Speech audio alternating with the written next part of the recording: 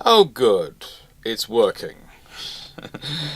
YouTube was just giving a panic attack then, but yep, it's working. Hello everyone. So, questions are open. Historiophon 2025 begins, and this is an attempt to do 96 hours of live streaming. So, for those who are not sure, it's 96 hours of live streaming.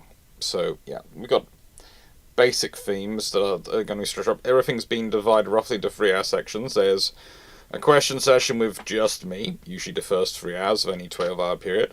Then there's usually a presentation or some kind of thing going on.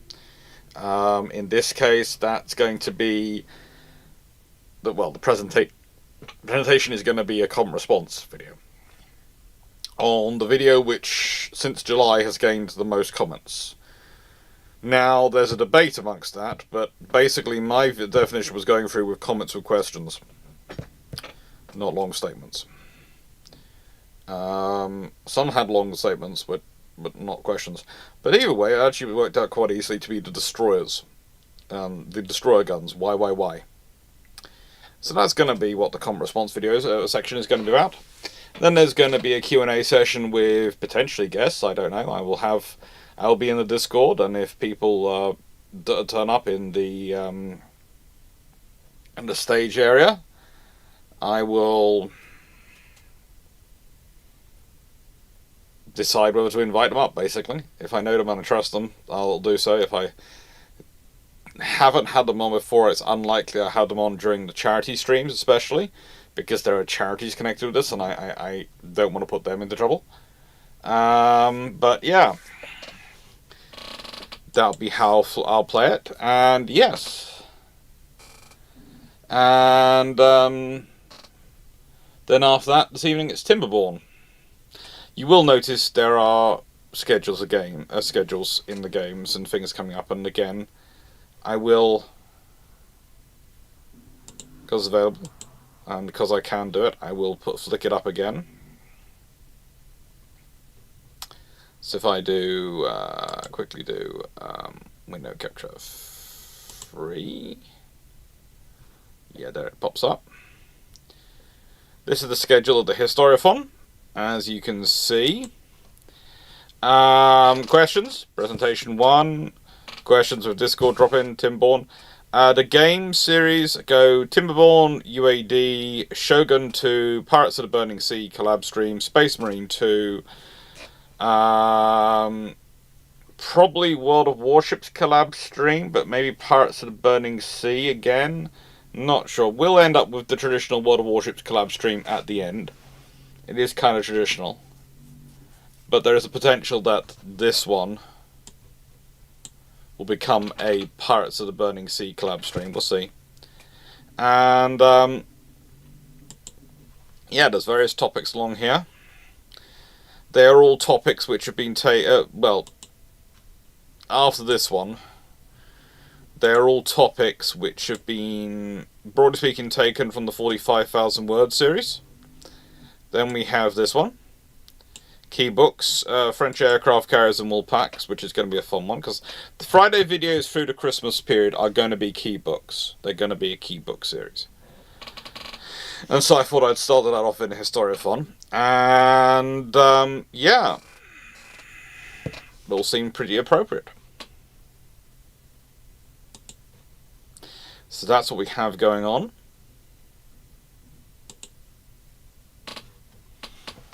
Hello, Derp Squad. Hello, everyone. Gotta collect the kids in 20 minutes. The kids come first, Raptor. The kids do come first.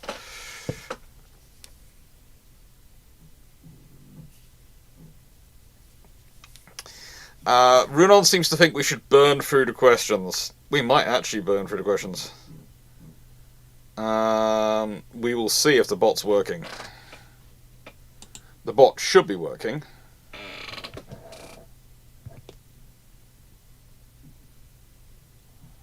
I'm hoping it's working. It's open and telling me it is existing and it's supposed to be live. And all the things are checking in as saying they're live and happy.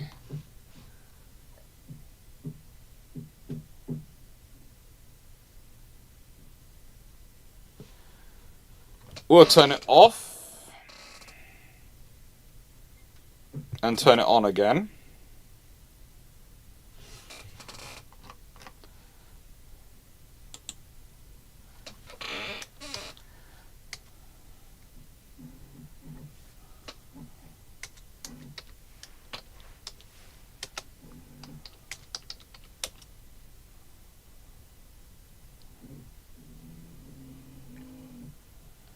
And see if the bot's working. The bot's chosen now not to work after working every other time we've been testing it. That is annoying. But we will see.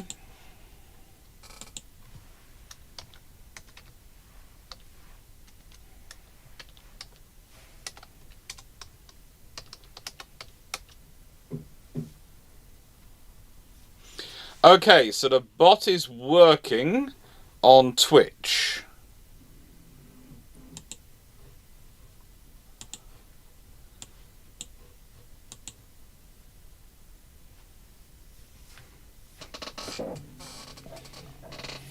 But it's not working on YouTube at the moment. Alrighty.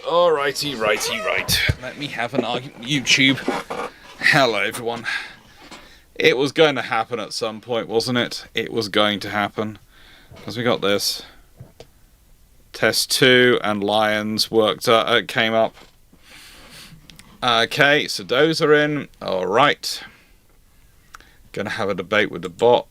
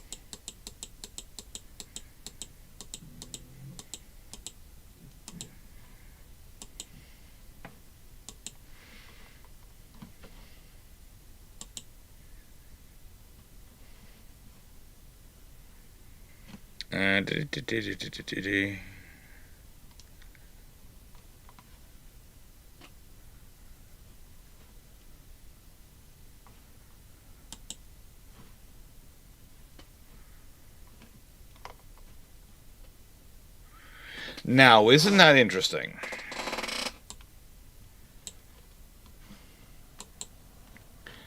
Okay, Botty, why have you not picked up the rest of the Historiophon?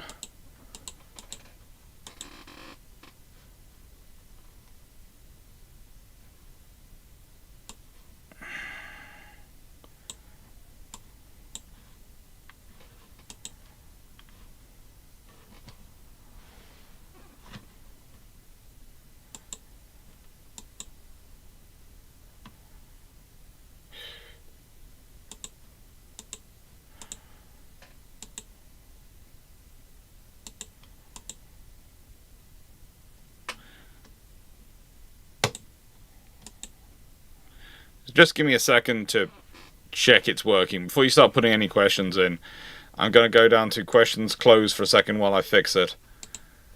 It's working on Twitch, but not on YouTube, so that's a problem. As usual, it's YouTube causing the trouble. Or maybe the bot reacting with YouTube. I'm not sure, one of the two.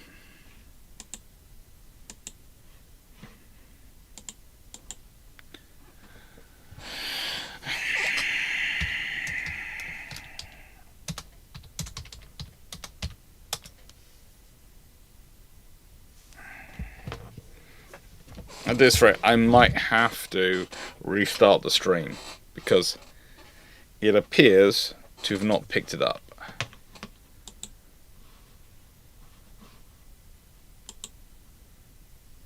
And I have no idea why.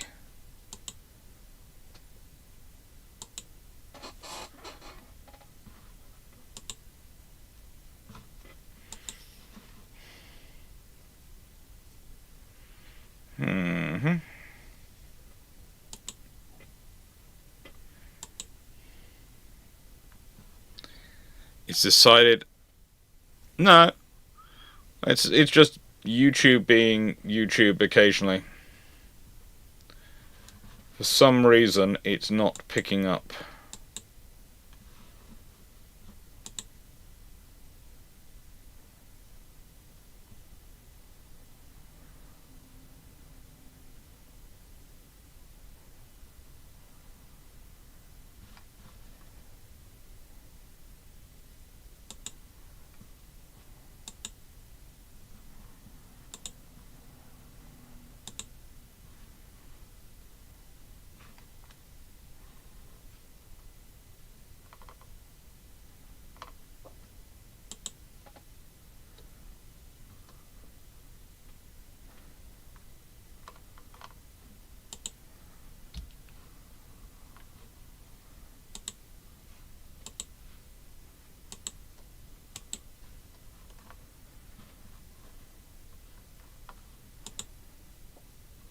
Yeah. It won't, for some reason, select the first parts of the videos. That's really weird.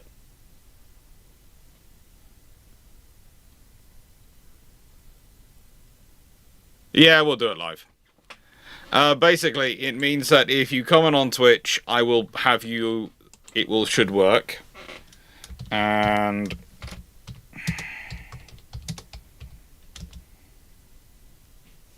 yeah. Twitch is the bot's working, so I definitely won't miss any questions from the bot on Twitch. And I'll just have to try and grab the ones from YouTube. So if I go quiet at any point, that's because I'm grabbing questions, okay? And I will stick them in here as well as I go.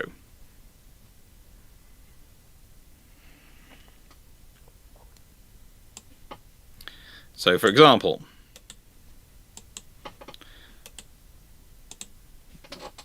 there you go. And there we go.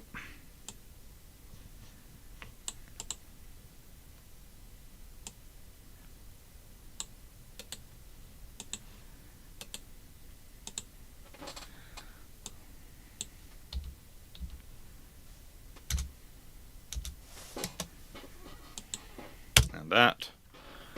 And yeah.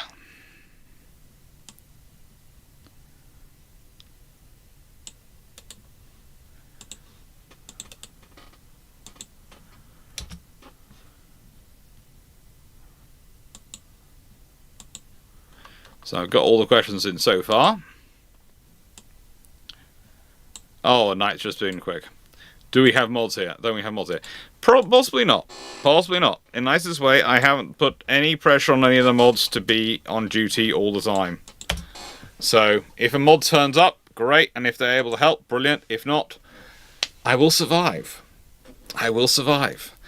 Honestly, I'm not expecting to have a lot of viewers till later. But I know. So, let's start off with the question, shall we? Lions, were you surprised with how much Stanflex came up on Thursday Live's lecture? Not surprised, really. Most people, when they hear about it, it's usually something which is sort of going on in their minds and they're thinking about it, but they're not really... because it's not considered a first-rate system, i.e. it's not the best of the best in terms of the equipment you can put in, you know. People mostly don't pay attention to it, but, you know, it can take Sea Sparrow. It has been looked at into taking CAM and those sort of things. So, as said, it's very good for if you're prepared to accept that you won't be able to get necessarily the first-rate loadout, but you want something which is a good all-rounding ship that you can adapt to situations. It's a very good system.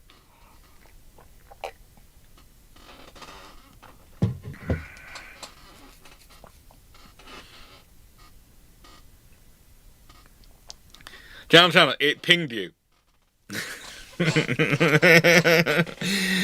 Okay, I'm sorry, you have the same in Discord as you do on YouTube. That's not my fault. You get pinged. At least you know your question's been taken. Okay, so...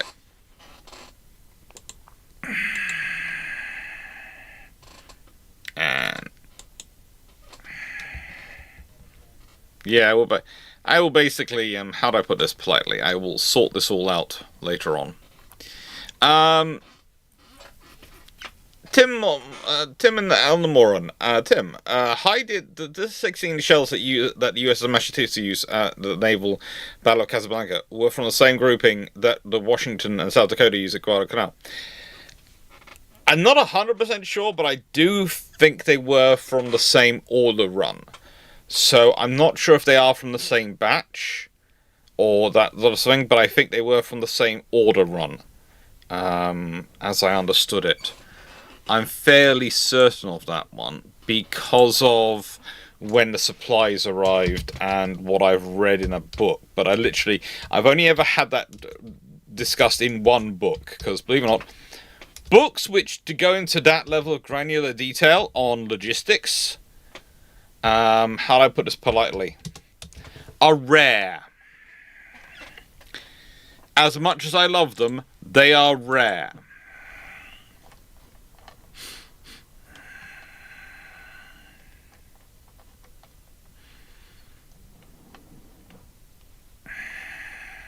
And I do love books like that.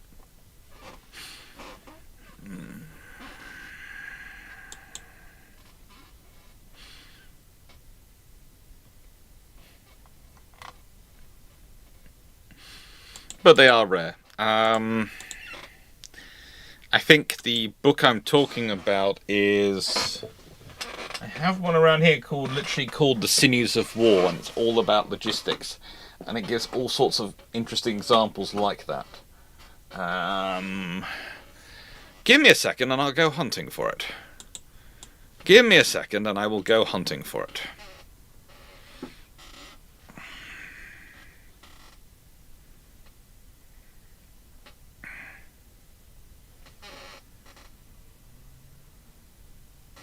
Seneca, I left the Warhammer 40k fandom, went to Naval History because of lack of logistics in 40k.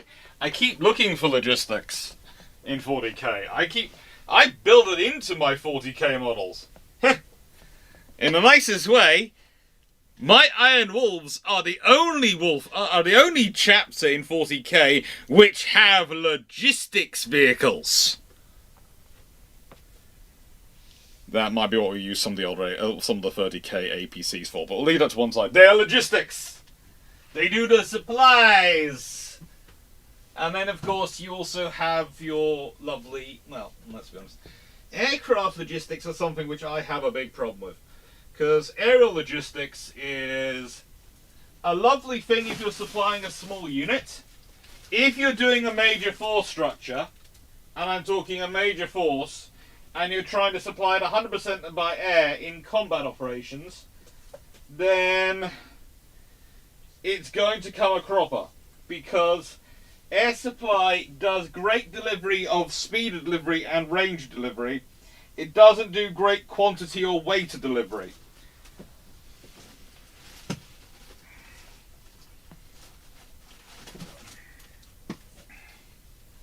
I can't find the book. It's got basically a map of the world with red lines running around on it, because it's the Sinews of War sort of thing going on. Has it been nicked, or have I loaned it to someone? That is a possibility. Possibility I've loaned it to someone. I will also admit, I have cracked and I have ordered another 2 Calyxes, because I think I have overloaded the 8 I have in here, and I now am having trouble finding the books. And so I have ordered more. Because it makes sense. So I'm going to have about 12 in here soon. Please no one put in chat how quickly you think I'll fill up 12 Calyxes. It's not fair to my bank balance to taunt me. And we all know I'll beat it, whatever figure you put in there. I love you all, but the fact that you know me so well worries me on several levels.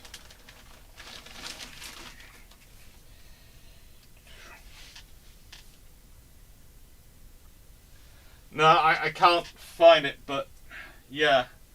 It's called The Sinews of War, and it's full of lovely little examples like that, and it's a beautiful book on logistics, but it's literally, I think it was published, and I think they had like, oof.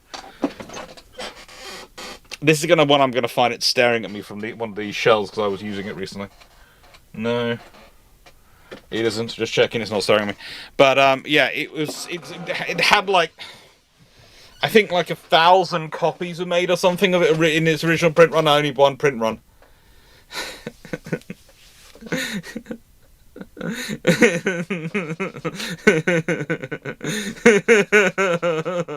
Stop being cruel.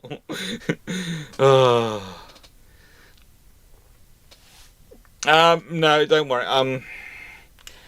I've the comments. If there are questions, I'm getting them. Don't worry, Lions. At the moment, they're coming in at a rate which I can grab from the master chat, which the lovely stream system provides for me, which is one of the reasons why I keep it.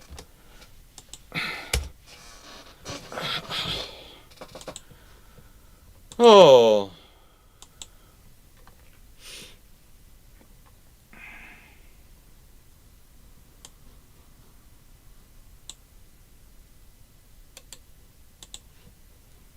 And let's make sure I get the other one of Seneca Nero's questions.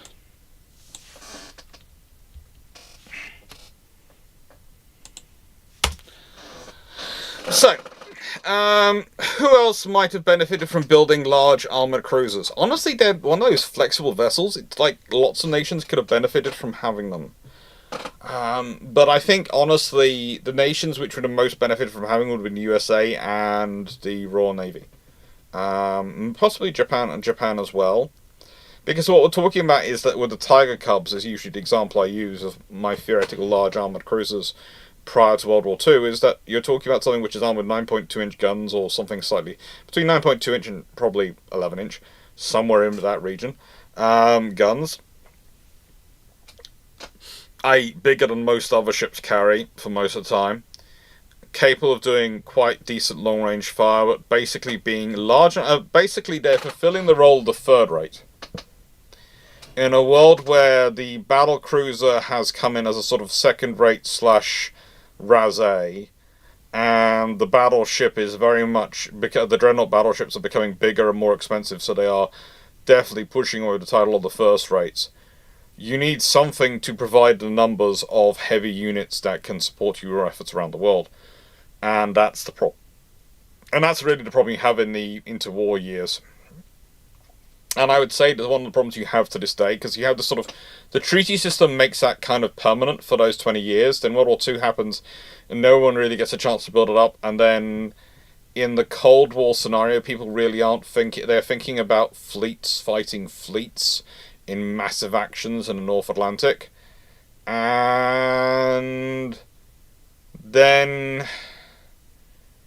you're left with, well, this sort of, the efforts you end up with in sort of today. And again, people, this is one of the problems I think you get into with modern navies and the modern world, is it's either 0 or 100%. This vessel either has to be the best ever at this thing, or we don't have that capability at all. There is no tolerance for in-between. And you end up with in-between capabilities usually because someone mentions the word budget. Not, is this sensible, but budget. And if you're cutting capabilities down because of finances, rather than as a part of a coherent force structure, you're going the wrong approach. I would almost say this. You've got to come with a system whereby you have the budget, and you know what the budget's going to be in advance. That's the best way. And you work out your force to fit your budget. Rather than, we're designing this force, and now we change the budget, so now we've got to change the whole force structure. Oh, well, no, we can't change the force structure. That will make us look bad. Okay, so you've got to tinker around and salami slice individual ship designs. And that's just the worst way to build fleets. That's the worst way to structure forces. You don't want to do it that way.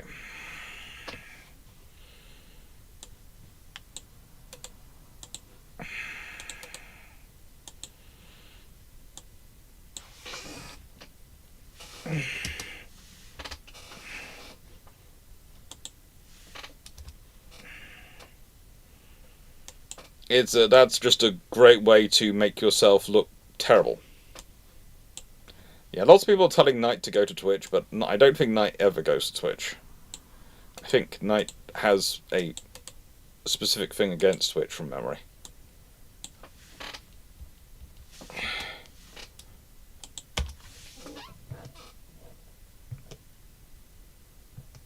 And Twitch is working. Oh. And I've got those questions up here already from Seneca. But yeah. I will delete those because we have those now. And delete messages.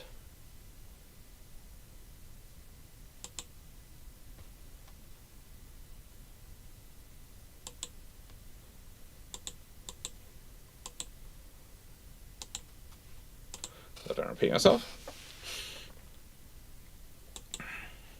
Chandlord, are there plans to publish lectures inside Historiophon as standalone premieres or regular releases? Yes, later down the line. If so, if someone wishes to see that particular lecture alone, yeah, there are. They will be. I will do premiere versions of them. I will link into the Saturday premieres. I'll just upload them all. Probably at some point during the Christmas season, I will record them.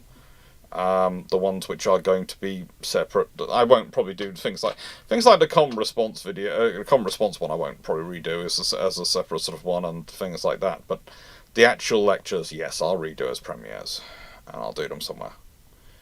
Probably, as I said, they'll probably turn up in Saturday videos, and there's a whole set of Saturday videos coming out.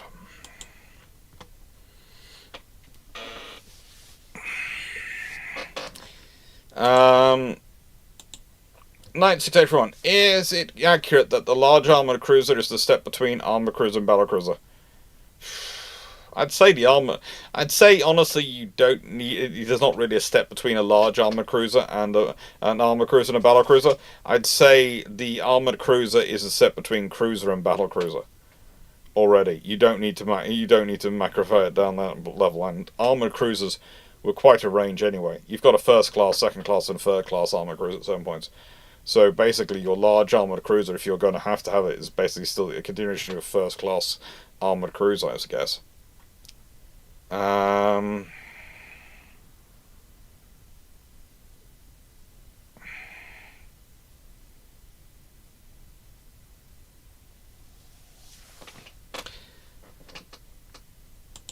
Any military, Chris 8612, any military culture books you would recommend for a sociology major? I would say Andrew Lambert's Admirals is a pretty good one to start off with. If you want us to understand how naval cultures have changed over a period, that's always a good one to start with. It's a good one to start with because it explains a lot. So Andrew Lambert's Admirals. What else? That's that book. I'd also say any of Nicholas Rogers' books.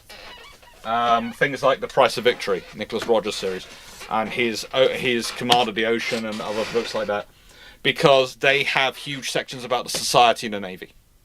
Okay, they have huge sections on it. So the whole series, from the Tudor Navy, the Age of Sail Navy to the modern Navy, have huge sections about the societal stuff that's going on and the economic stuff, as well as the Navy. So they are worth a read for sociology perspectives. And if you're looking more as culture,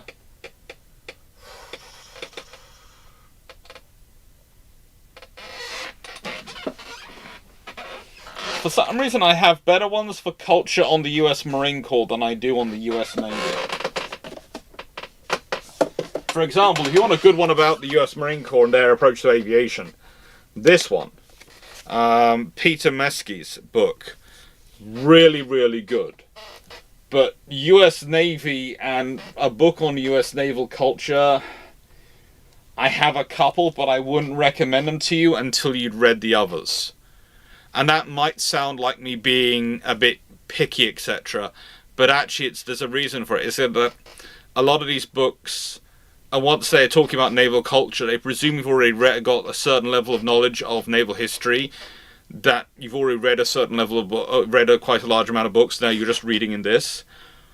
And what I find usually I want to do is I want to give books to anyone who's, if you haven't read a single book on naval history before, you can read that book and you'll know where you are and you'll be able to follow it. So basically the books I've recommended are good starting points, and they will lead you to other books on those topics. But the thing is, they are good starting points because they explain themselves and will explain their terms. And it's kind of like, that's a book, Jack Speak, which some of you will know because I do a whole series of it, based on it. Basically, that's useful, Jack Speak, because it explains Royal Navy slang. And the great thing about understanding the Royal Navy language is that anyone who's studied culture will tell you, language expresses culture and culture expresses language. The two intermingle quite closely. And so the phraseology which is used in Jack Speak does allow a lot of understanding of what the culture was like.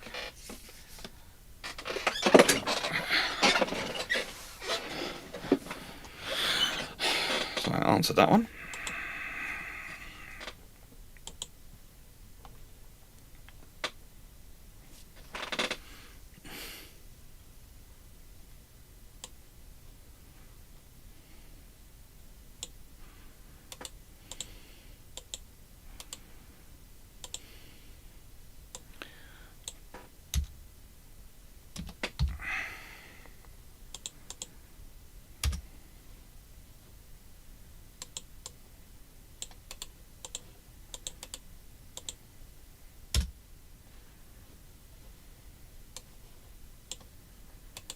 And put that in as well. So far I haven't managed to miss many questions, so we're okay. Right. Let's go. Why did the Royal Navy only have the Red Beard and W-117A tactical nuclear weapons and thermal nuclear weapons that could be carried by iron carrier jets? I think it's just what they were assigned. That might sound strange, but that's, to my belief, is literally that is it. And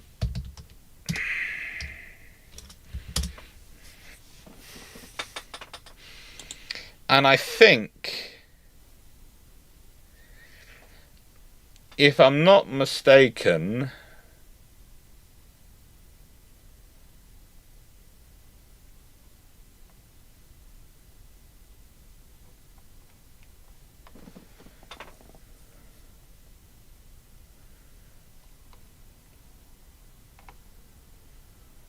yeah, the W-117 was thermonuclear.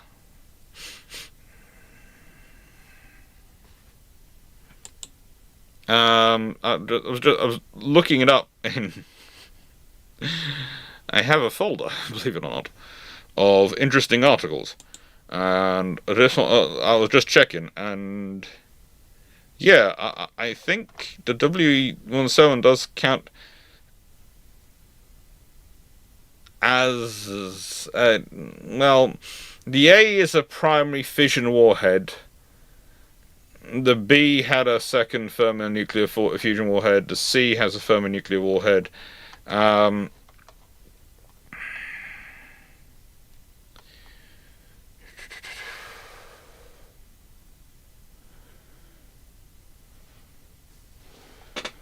But the Blackburn Buccaneer could take A, B, and C.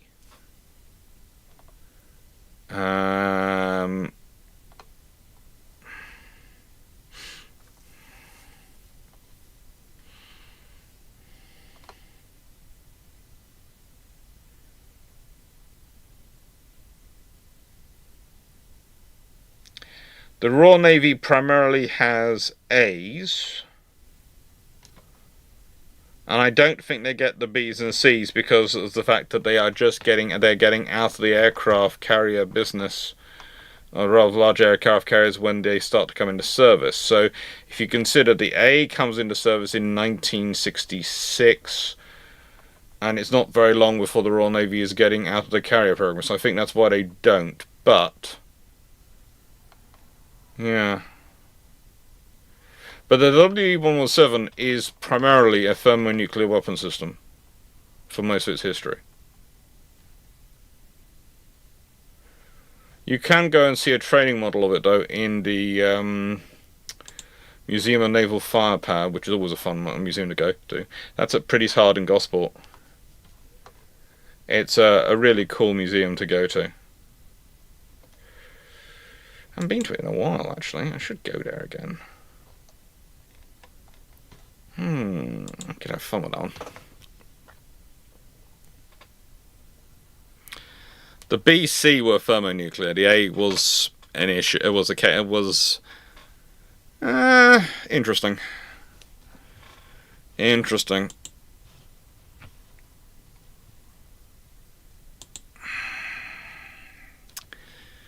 Right. But primarily, I think it's literally cost, and they've decided they were already not going to continue on with naval aviation. So, you know.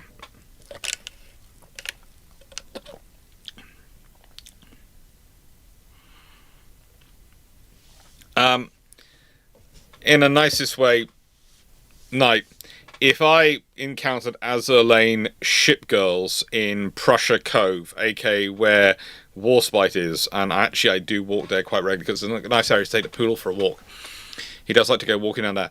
If I invited some girls washed up on the beach, the first thing I'd probably do is call an ambulance. Actually, from down there, you'd have virtually no phone signal. So what I'd probably do is give them my jacket to try and cover them up, and look after them. Tell Raleigh to guard them. Go back to my car, make a phone call to the Coast Guard while I'm up there, saying I found some girls on the beach who appear to be in distress, and grab some spare coats out of my car to go down to look after them. Because that's what I do. The rest we deal with work out later, but at this point, that would be what I would do. Because, in the nicest way, and I hope that's what I'm fairly sure, from my experience of meeting some of the people in my chat at various trips when I've gone round on Thursday and other things around, that's pretty much what most people in my chat would do. You first deal with the problem of you've got people who've washed up on the beach who are looking in various states of distress. You take care of them. And also, I might have some I might have something other than that. Well, I probably just have. They'll probably also give us some bottles of Iron Brew, because I probably have some bottles in my car. Okay? I don't want you to think that I just have bottles of Iron... Well, I do. Okay. Let's be honest. It's all predictable. You all know I have a bottle of Iron Brew, a couple are sitting in my car as a reserve. So, in a nice way, they get a bottle of Iron Brew each as well.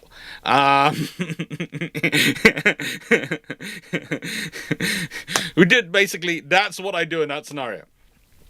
And if it turned out that they were Azure Lane shipgirls come to actual life... Honestly, I'd probably the next thing after that would be a case of, well, that's all well and good, but you probably are hungry now, so shall we go find somewhere for food? The authorities might want to try and deal with that, but knowing the local authorities as well as I do, they're all lovely people, they probably would agree with me, and we'd probably end up at the pub not too far away from Prussia Cove, where they do a very nice lunch.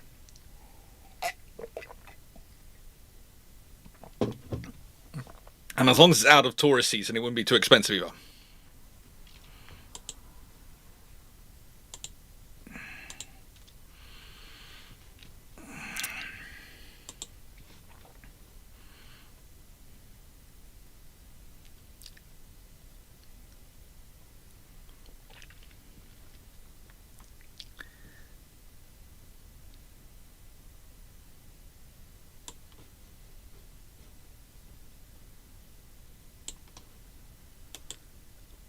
That's very cool, Phil Williams. You've got a copy of Jack Speak signed by Rick Jolly himself.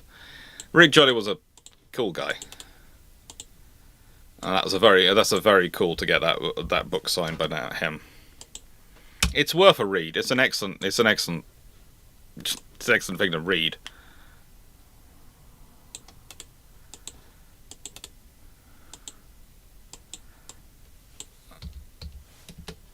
Bum-ba-da.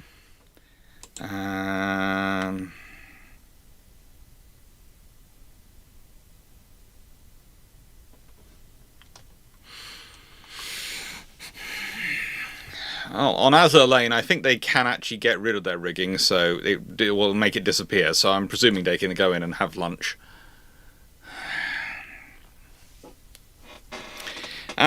Seneca, what two small navies of any time period would have been better off had they switched fleets?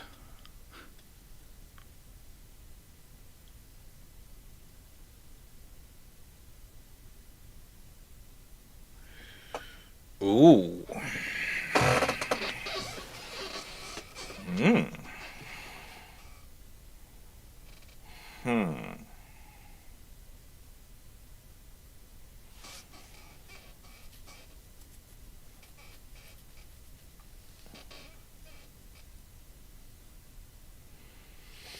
I'm tempted to say the US Navy and US and Venice. And let me explain why. For the Venice, the large frigates would have been far more affordable, and they could have kept them going even in peacetime. They wouldn't have needed more often, rather than having the troubles they had with crewing and manning their ships of the line. And for the US, the small number of ships of the line would be very useful, especially for trying to manage their needs and give them slightly more firing power. But realistically, Congress probably wouldn't have funded them even though they got them. Because Congress is interesting in that period. They're all about saving money. These days they're all about status, but they were all about saving money at that point. And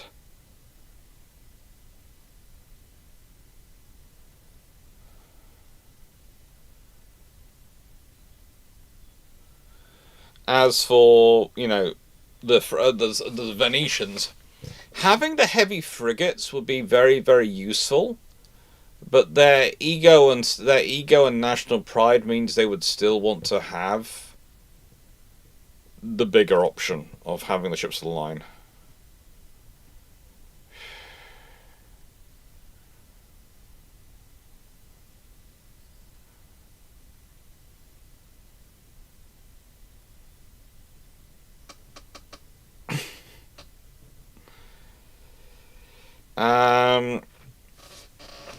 Alright.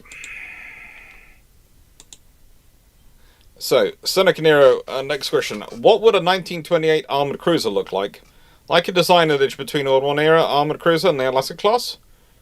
It depends. If you're doing it out, if you've got no treaty limit on it, if let's say you've got no treaty on them, it's probably going to be something along those lines. In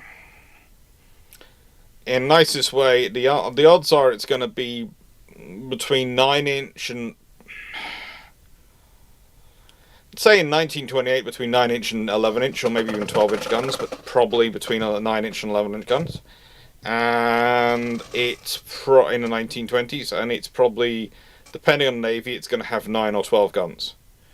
It's either going to have 9 of the larger guns, 9 11-inch guns, or it's going to have 12 9.2-inch guns.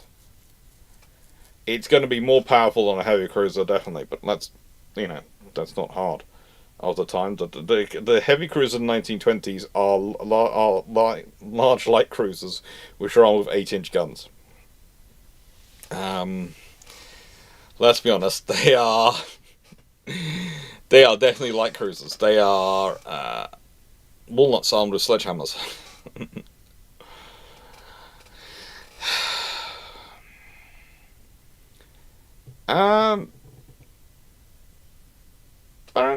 Baron Newman? Yeah.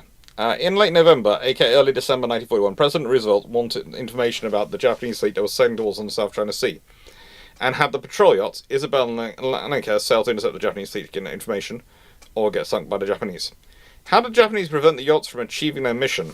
Now that's an interesting one. That is an interesting one. Why have I got the USS Massachusetts up there? That was an earlier question, wasn't it? Yeah. I was wondering when you sit there and go, why are notes of that particular vessel appearing there?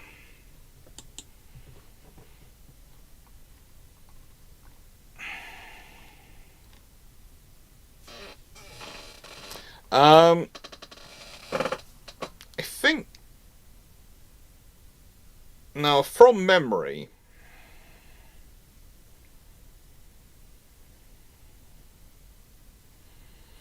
and looking at my notes, but also from combining from memory, is that they were supposed to go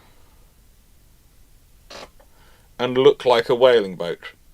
They were fuel provisioned with additional life rafts. They'd left everything ashore, including most of their code books, etc. And they were, they were basically hunting for stuff, but the thing is, what they were looking for wasn't really there. And that might sound strange, but let me explain. So, they're looking for the large Japanese fleet sailing towards the South China Sea, and you've got a couple of yachts, and they're looking at the coastal regions because they're looking in French Indochina. They're looking at various parts of where they think that force should be going, and that force was going more through the centre of the South China Sea and heading towards a position further south than where the Americans were really looking. So in a way, the Americans were looking further north, and the Japanese were heading further south, and the forces had passed each other. And you don't have radar. These ships don't have reconnaissance aircraft. It's a pre-satellite era, so basically it's ships that pass in a night kind of thing. And yeah, they do get spotted at various points, but she managed to get back. But they did try, but yeah. It's something we find weird today, but also people overestimate today, in that people think because you have satellites you can't hide on the Earth. And the actual reality is you can, because there is no satellite system which yet has complete total coverage 24/7, 365 days a week of anywhere.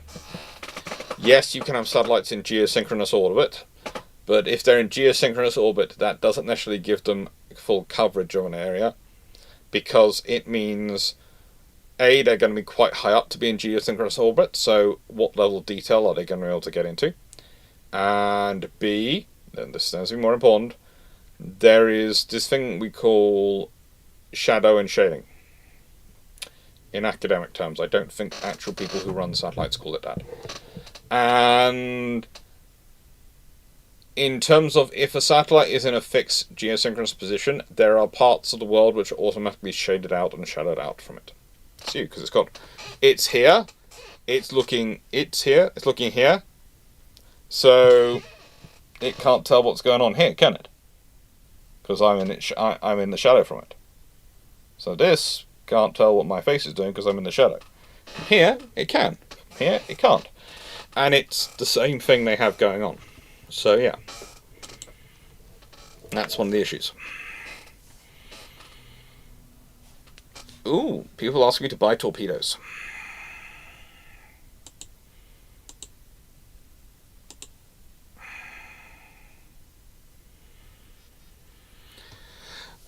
Let's hear everyone. If uncrewed vehicles aren't the golden obsolescence of crewed vehicles, as people hoped, why does that idea refuse to die? Because it sounds great. And people say, but then we'll never have to send another person into harm's way again. And that's lovely, but it ain't true. It just isn't true.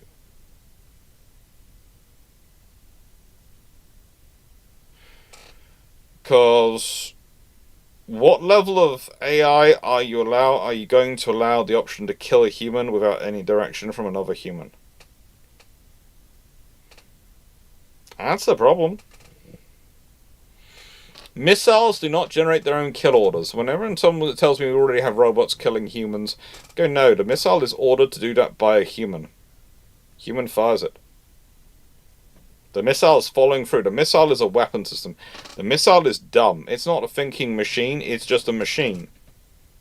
Reacting to what outside the stimuli is going on, but it is just a machine. That's the reality of what you're dealing with.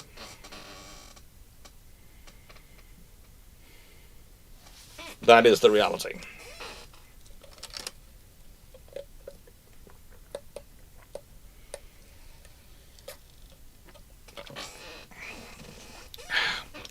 There was supposed to be ice in that, so I'd have some ice for my own brew later. There's no ice.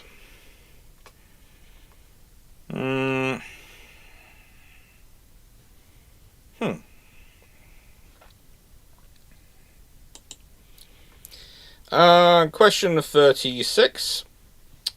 Compared to their contemporaries at the time, how well did a Tsubaka and Ibuki class armor large armor cruisers stack up? Fairly well, let's be honest.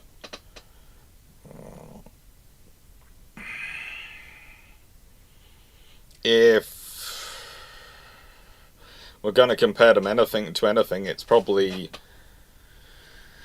the other armored cruisers walking around, the large, the Kaiserliche Marine and the Royal Navy's large armored cruisers wandering around, and yeah, they're good. Not bad ships. They're perfectly capable. They're flexible. They're perfectly decent from a Japanese perspective.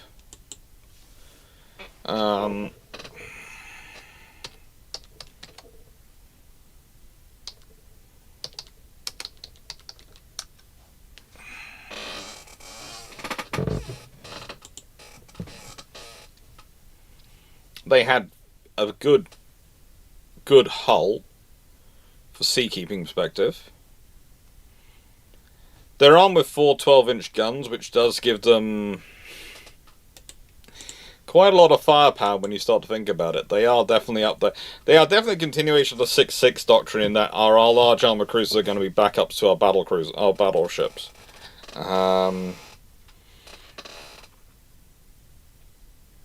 And they're capable in that aspect of, they are armed with 4 twin 12-inch guns.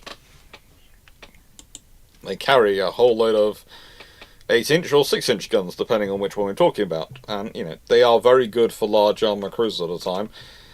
And I can see why the Ibuki does tend to match in with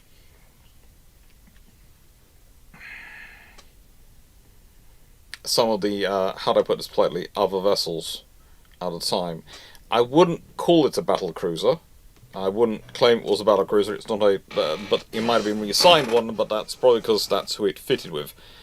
It was still interesting. Ibuki did get turbines.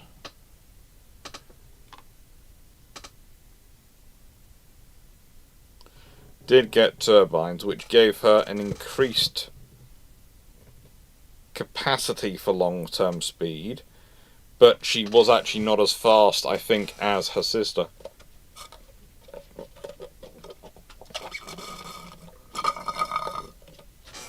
I don't think she was as fast as her sister, no.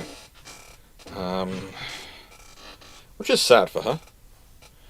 But that is the thing, is that just because you've got turbines doesn't mean you're necessarily going to be fast in this period we're talking about. It means you have a better potential for maintaining high speed for longer periods of times.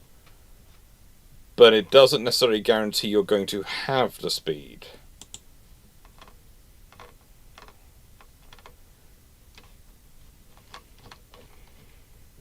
Sad, but true.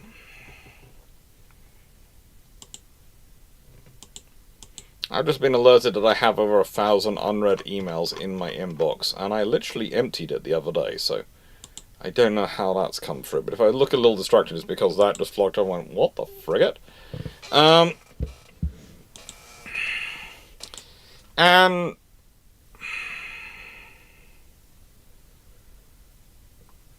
well, it's probable because the reason why it's probable that the British would develop something like that. A WE-117D you know, to follow on from the A, B, and C, is because, frankly, the British were not developing a whole new system at that point, so they just added on, they just improved the existing one.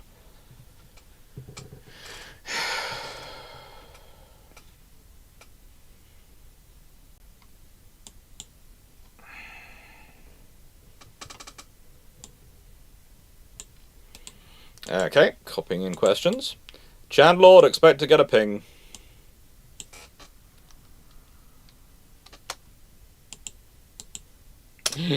Ping! Ah, sorry.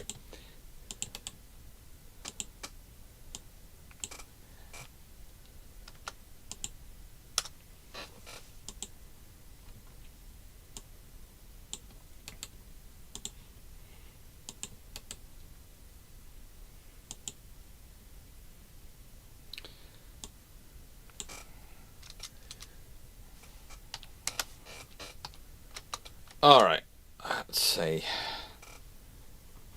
Oh, good lord.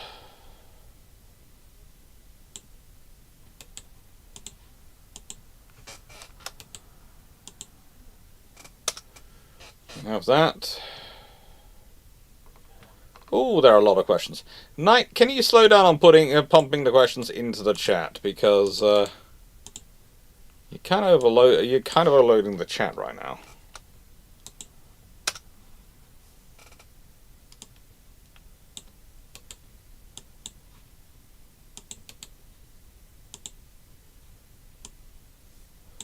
Another ping for Chandlord Channel.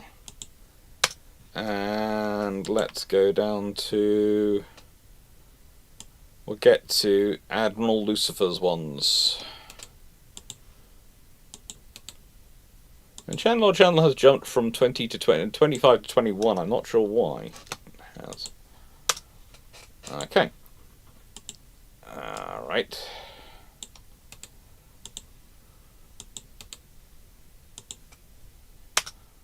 Right then.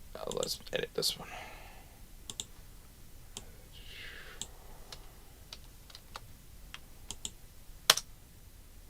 Done. Alright, so, Channel. You're asked to preserve between 2 and 6 ships from Imperial Spain, 1492 to 1898. What ships do you choose, and why is one of them the Victoria? Why would I be... No. Okay, if you want to preserve the Victoria, fine, but if I'm going to predict the 5 hours, I'm going to try and get a decent third rate in there. They've got a couple of good ones. I'm going to go for one of their first rates which didn't fall over. And I want to get one of the earlier galleons. Specifically, if there's a decent survival of the Armada knocking around, I'd grab one of those. And a galleass. I'd want a galleass as well.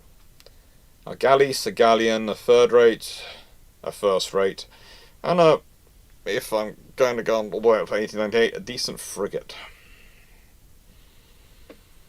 Specific names, they kind of elude me at this point. I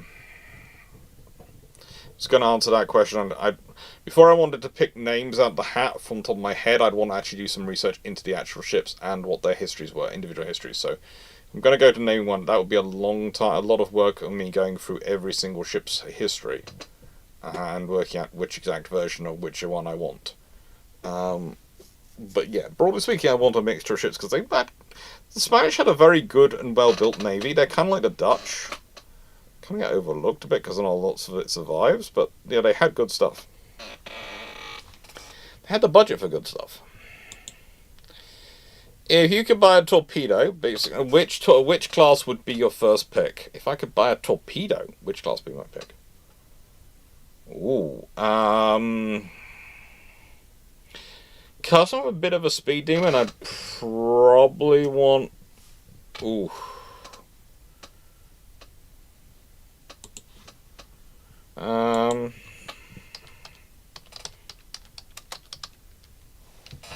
Probably...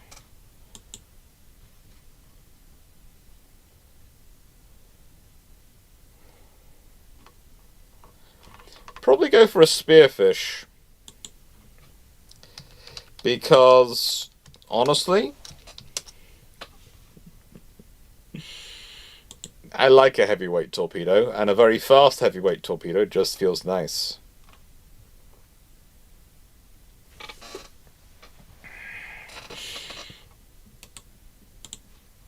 And what I find funny about them is that,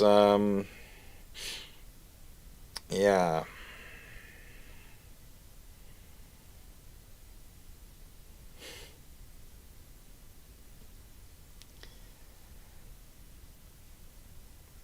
That their company, Southern Corporation, that produces it, that produces the engine for it, you know, the Spearfish has a Sundstrand gas turbine and pump jet combination to allow it to get to the speed it does. Okay? Sundstrand is an American company. Yet, and this is the fun thing I have, almost every time I point this out to the Americans, to American counterparts, whenever they're complaining about the speed of their torpedoes versus the Spearfish, they look at me and go, "You mean we make the engine?" Yes. That allows our torpedo to go really, really fast, and you guys don't use it. And then they look mildly depressed.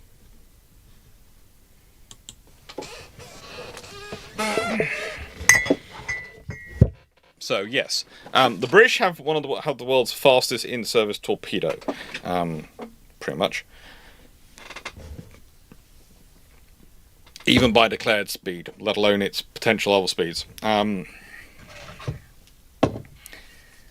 But yeah, the secret to it is an engine which comes from America.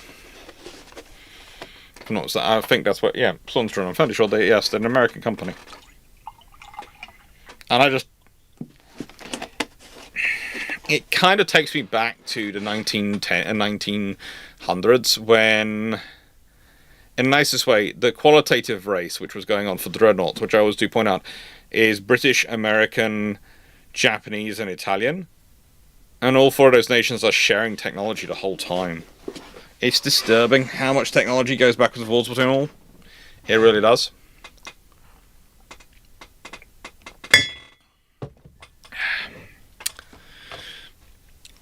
If you could buy a torpedo, I'll answer that one. How much does the Junicoal have to blame for the 4 Liberté, 2 Republican, and 1 Sovereign, 1 Henry, Henry the 4th, 1 Irene, 3 shot? List of French French battleships. A lot. Look, the Junicoal is a lovely idea, but again, as I've said this before, perfect theories then meet an imperfect world. And that usually means they don't work. Which is sad for everyone involved, because perfect theories are cool to look at. But they don't work. And so you need to sort of balance that thing to have something worthwhile. And when you build such an imbalance into your infrastructure and industrial development, you end up with issues. And that's what the French went through. Unless you're prepared to put in a lot of money to fix those issues. And they weren't.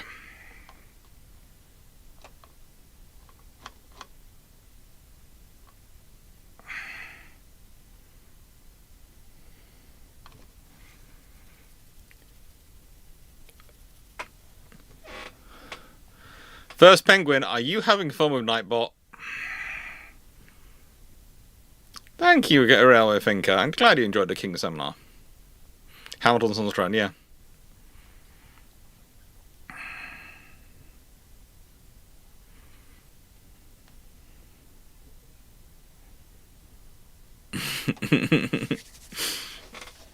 Yeah, and that's the thing about the Spearfish. It is such a... because people are putting it is full of so much information, so much technology, so much work.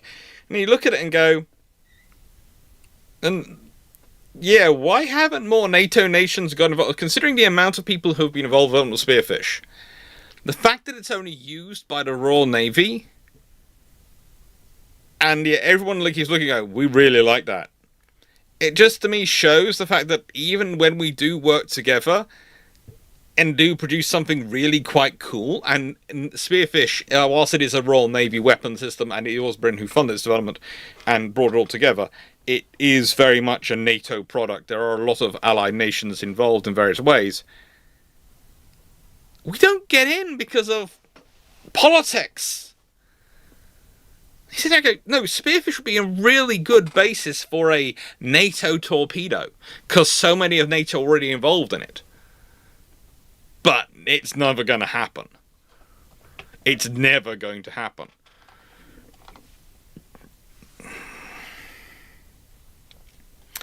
Knight 6831. Question 35. If the air attack that the Yashima class light cruiser IJ Yashima faced, how accurate were her two 4.7-inch guns, a battery of 35? Yeah, a nicest way. Look, the moment you've gone into her A battery are mostly composed of 35, 25mm Type 96 A guns, we know it's not going to be good. The 25mm, for all its many, and I'm sure there must have been good points, there were good points when they ordered it and originally got it, was really not a great weapon by the point it was being used.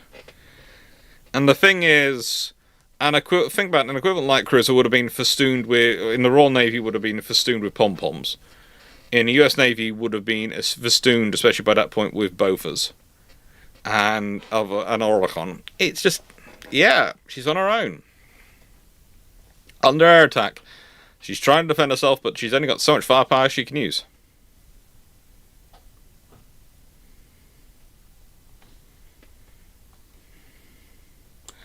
Yeah, no, it's not going to work.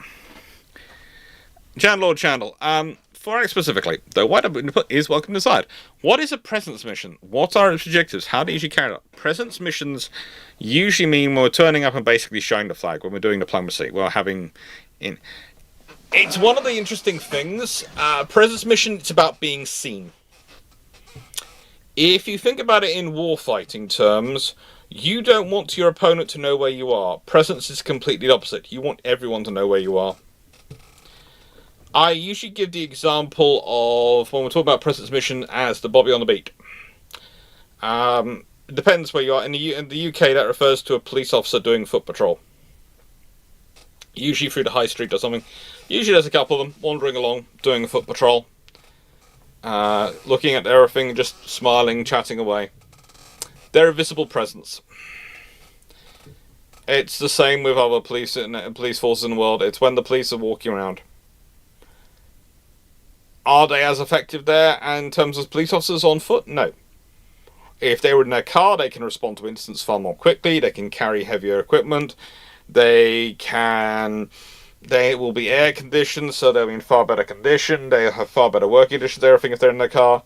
But, and here is the thing, if they are on foot patrol, they are more visible on the street, and they can walk more. They can walk places. They can wander into stores. They can chat with people. Now, I know someone's going to listen and go, well, police don't do anything. When they're on foot patrol, all they do is have donuts or things. I know there are bad ones, but again, the theory is based on there being on decent ones, not on necessarily all policemen, but hopefully on what the vast majority of them will do. And my experience is the vast majority of police are very caring towards their community and very hard working. It's like in every profession, there's always some bad apples you can point to and go, yeah, they're SHITs. But there again, look at humanity as a whole. There are SHITs. There are a lot of them. So it's basically the laws of numbers. Some of the SHIT humans will become SHIT policemen and policewomen. They just will. No, she was with three transport ships when the convoy was attacked. Yes, the transport ships aren't exactly extra protection for the light cruiser, are they? So as far as we're concerned, for that perspective, she is operating solo.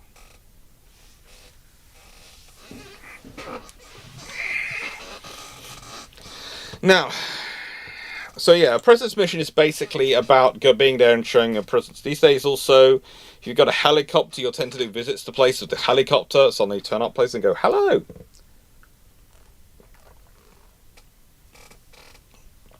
Basically, a presence mission is about showing everyone you're here.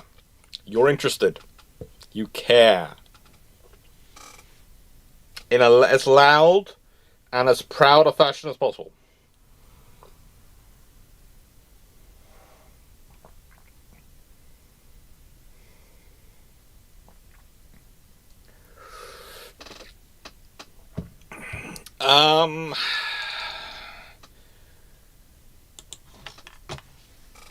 The fleet of the experiment, which was the most capable? Yeah. The fleet of experiments. Oh,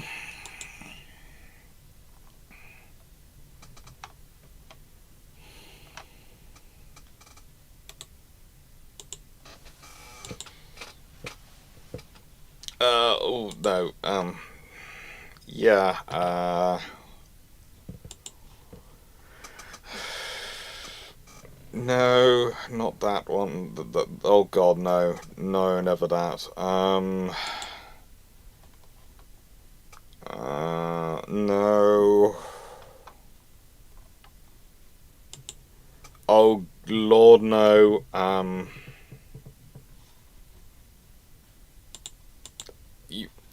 which of the fleet of experiments was the most capable is the question. Not were they actually capable, actually decent, just which was the most capable. Oh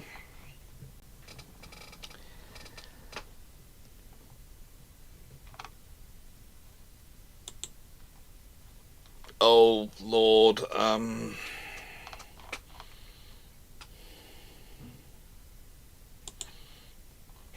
that's just getting worse.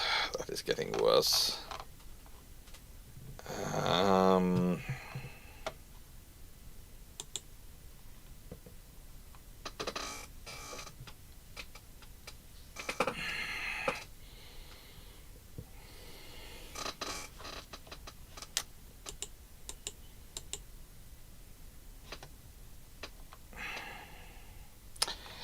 I'd say realistically the one which tends to work more than the others. And when I say tends to work more of the others as an effective combat ship, and I am being as broad as I can be here, is Brennus. But realistically, that's kind of like saying, I don't know, which way do you want to kill yourself? Pick your poison. There are 4 different poisons. One makes your ears drop off first, one makes your nose drop off first, one makes your eyes drop out first, and one makes your fingers drop off first. Which would you prefer? None of them, realistically.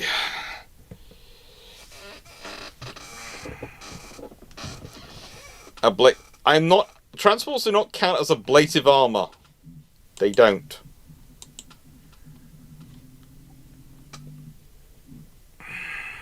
Admiral Lucifer, right.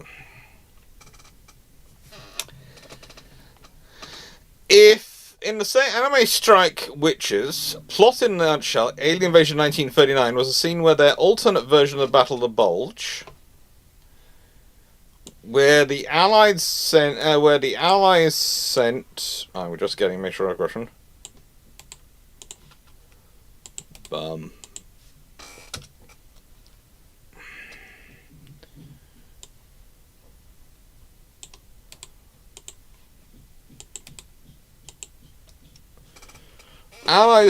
the Allies sent Yamato up the Rhine River with some massive pontoons on her side to fight against the alien hive there.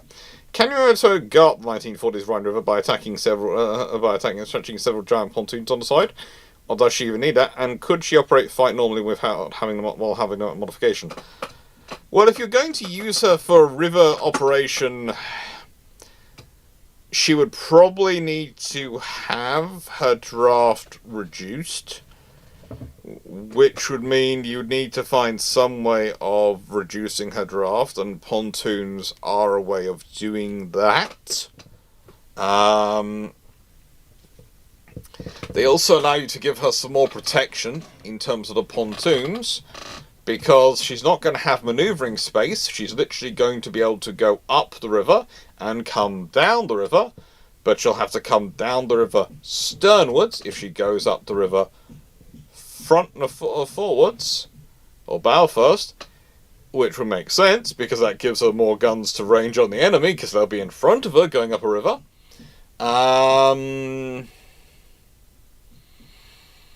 Okay, in theory you can do this, not all the way up the Rhine, but a fairly large chunk of the way up the Rhine. You could do it. It's large enough. It's wide enough. You'd have to destroy some bridges, but in this scenario, the bridges are probably already destroyed, so it probably doesn't matter. But yeah, you can do it, and you can give it that modification, and it can, in theory, work. But in practice, I wouldn't be doing it myself. There's got to be another way. Sort of is what I'd be going for. There has to be another way.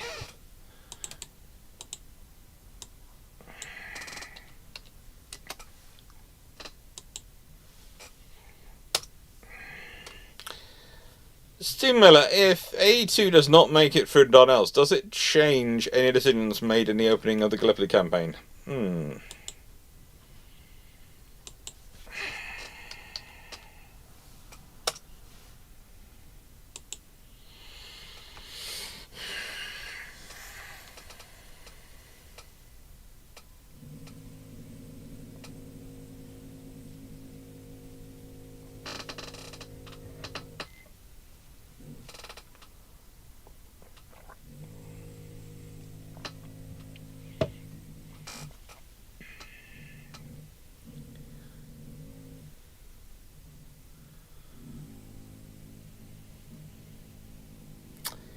It's an interesting question.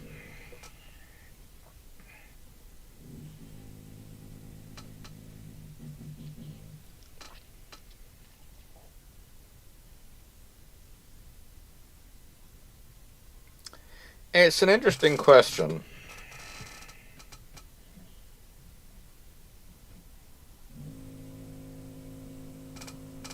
I think if they hadn't made it through, they'd have presumed the minefield was denser and more strong than it was, probably.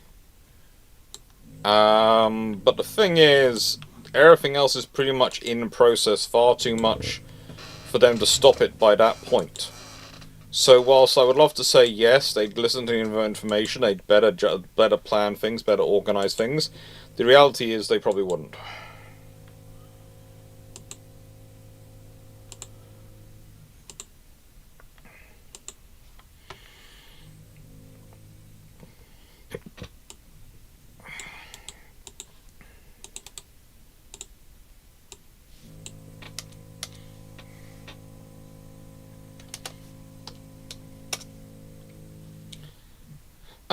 Question. It's from Senecnera. Instead of scrapping the old ships, Fisher tries to sell them up for navies, preferably small navies. Who is the most likely buyer for which ships? Oh, a lot of them are going to be picked up by people like China, Chile,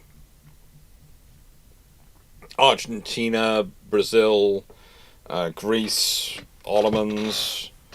Lots of nations which basically want ships, but don't want to pay full price for a ship and will take anything at this point, because their governments want the status of having ships without actually having to pay for ships. Does that make sense? Okay. And there are lots of people who could make use of the older ships, because even the older ironclads, because even if you have them, well, what can actually fight them? Can most modern cruisers take them in a fight? Maybe, maybe not. But if you're going to be certain about what fighting them, you're probably going to have to bring a modern battleship to be certain, and that's going to be costly. So, for smaller nations, the advantages of having the older ships tends to be that they give them something which they can use to offset your capabilities. You have to raise your capabilities that much higher to be able to successfully deal with them.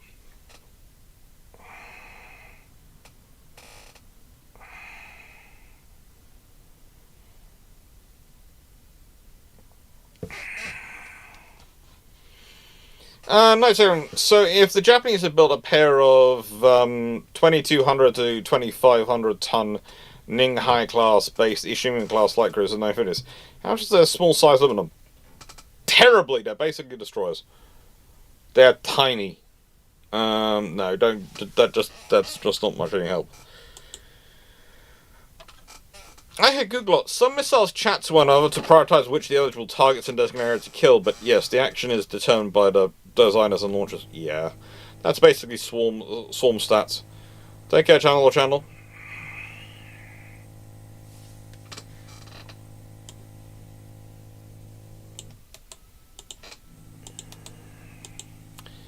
Um,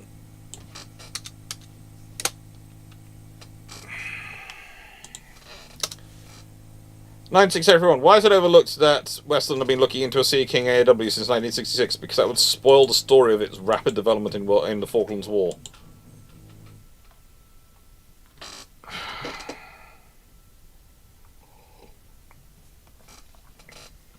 I have restarted Powder Monkey.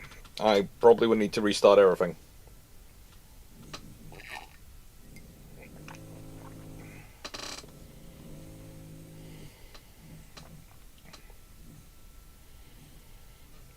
Right.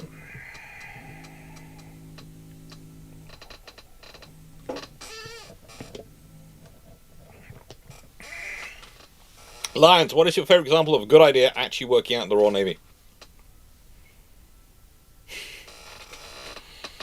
Okay, please note that I hate this idea as a rule because it's absolutely atrocious as an idea in so many ways.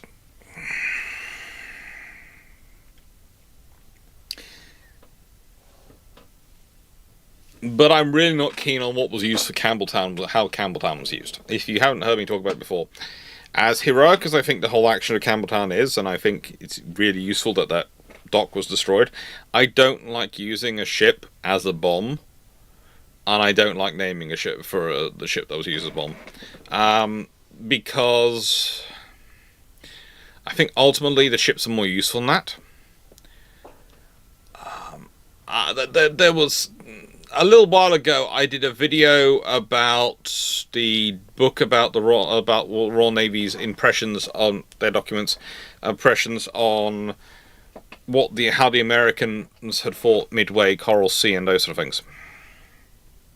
There's a huge reaction on there to me pointing out what I felt was the obvious, that the USN at some point, the USN really didn't prioritize the Battle Atlantic. That wasn't their priority. They did put force in there, but there were a lot of other, it was a priority for other navies, and at certain points the USN actually had less ships out there than the US Coast Guard fighting the Atlantic. For the US is involved in the Battle Atlantic heavily, but the US Navy comes and goes depending on the circumstance and what they need. They do have some ships involved the whole way through. They always have a small number there, but they sometimes it goes up larger because they have operations like Operation Torch, and then it goes down because they have other priorities and they only have so many destroyers they can have available. And that caused a huge reaction, which I really wasn't expecting. But the thing is, on the same thing as me pointing that out, the reason I was, that feeds back into my reasoning why I don't like Operation Chariot and the use of Campbelltown in that way. Because to me, you need all the destroyers, you need all the hulls like that you can get for things you're doing in the Atlantic. And losing one hull to go and do the attack on St. Nazaire, it sounds like a useful endeavour, and it's going to deal with some of the surface threat by getting rid of their dry dock. But it's still at the same time it's using up a destroyer which can be more valuably used elsewhere.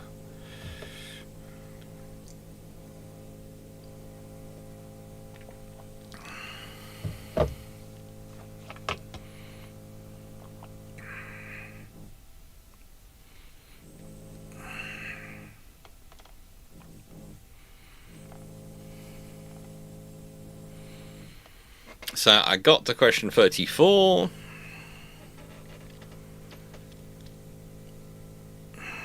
I've done that one.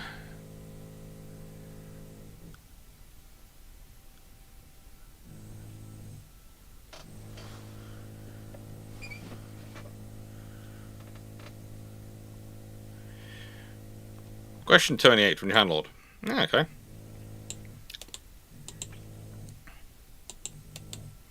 I guessed you meant the good idea theory, channel Lions. I guess you meant the good idea theory.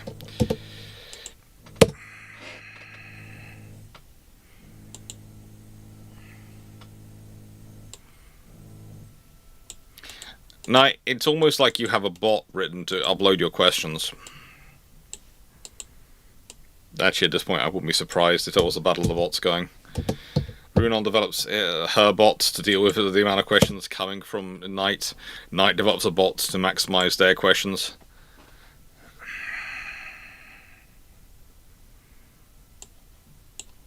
Yeah, it makes sense. It does.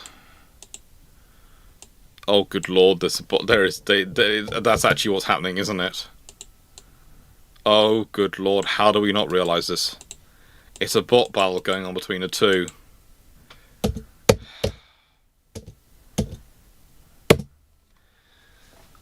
So, Lions, what is your answer to that one? German channel. Germany in 1900s and 10s decides to build 2 battleships and 4 heavy cruisers a year. Planning on upgrading the 35cm gun in 1910, the 38cm gun in 1914, and the 40... This is sensible, yes.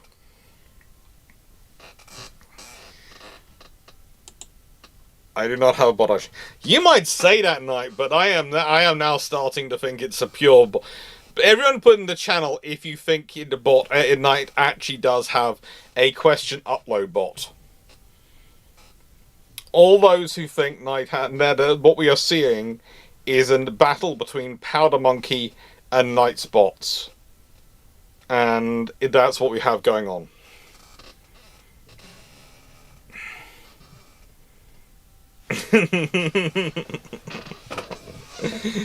Okay, Twitch is coming quickly with I do from YouTube Minecraft Watcher. Yeah. I do.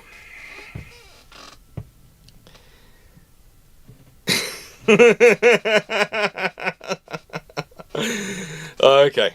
Yeah, but the thing is, building the battleships and those heavy cruisers, a couple of battleships and 4 heavy cruisers a year from in 1900s, 1910s, that gives them quite a decent navy, but it also means that everyone knows what they're constantly building.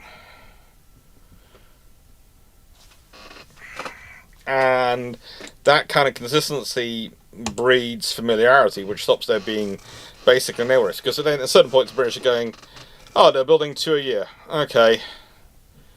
Well, we build as normal 4 a year, so that's fine. So they're building half as us, and oh, they're building 4 heavy cruisers a year. Okay, we better make sure we have more than that. So we're going to build 8, and it fits.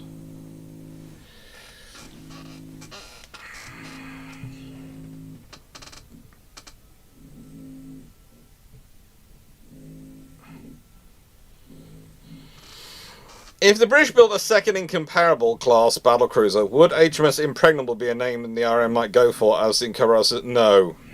No. Look, don't take the words away, but the Royal Navy you're dealing with in the period are fundamentally incredibly conservative when it comes to their naming. And while Fisher might want incomparable, Impregnable just doesn't have the right connotations as far as they'll be concerned. So no, there won't be an HMS Impregnable. It won't happen. Possibly...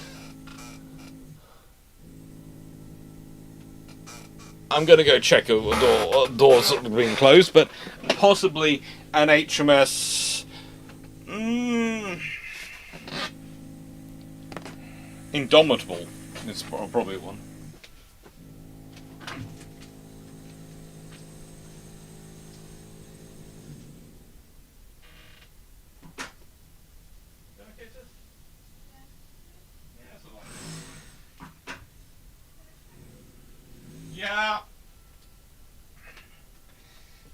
hear the drill keep going up and down? That's because my sister keeps opening and closing the door.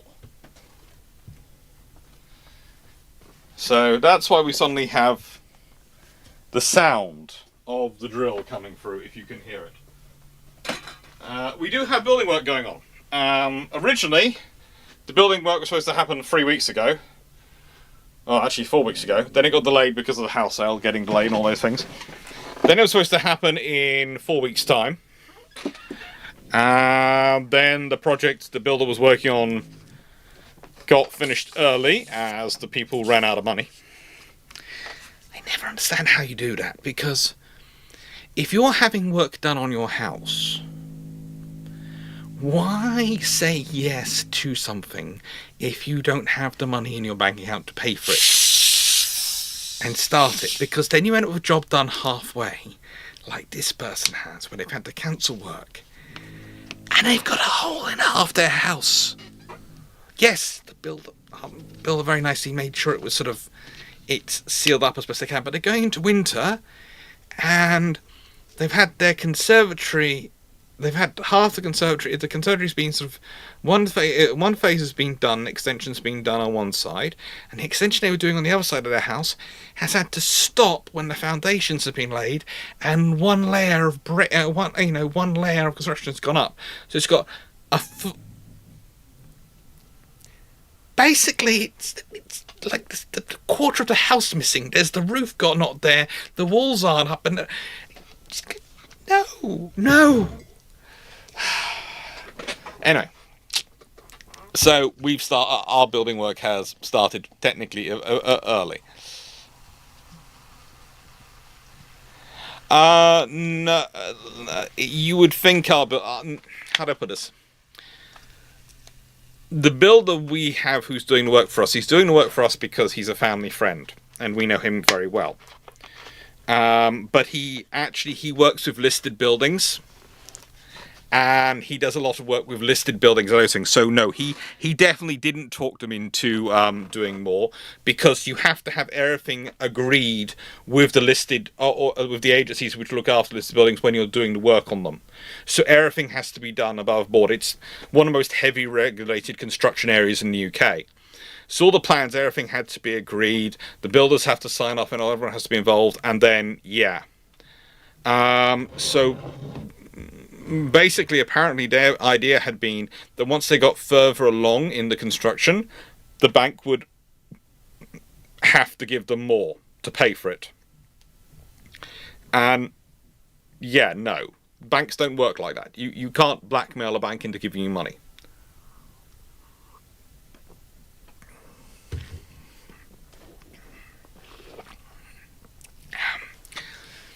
Senecanero, yes, you've got it completely right there for your comment, but I'm not going to be talking about that.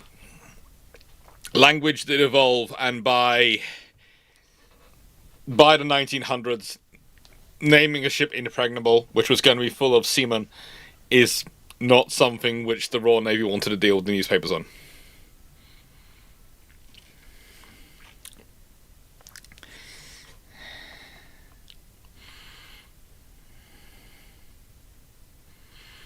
Yeah, but the thing is about a shore base is that, don't take this the wrong way, newspapers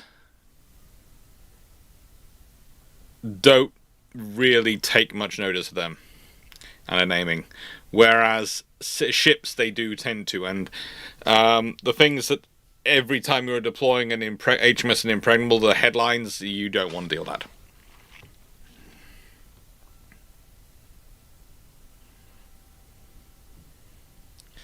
Oh, Aaron, I do agree on that thing, but this is the point of having family which is involved in civil engineering construction. Yeah, it's like we got the builder we did. One other reason for being a family friend is because this house had so much work done on it in the past. We needed someone who could unpick the work while they were building it. And literally he has been. And he doesn't realise this, but the budget he's told us, we've put an extra, how do I put this, a large chunk aside for contingencies.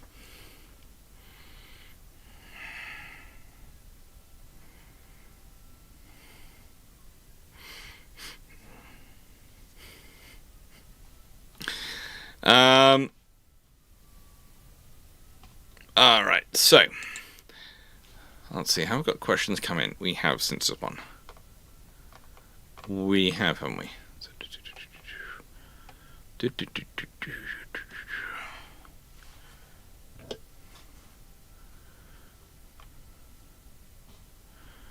Oh, questions are open. Yes, questions are live. The questions are open, but the bot is working from Twitch, but not from YouTube. From YouTube, I am taking them up.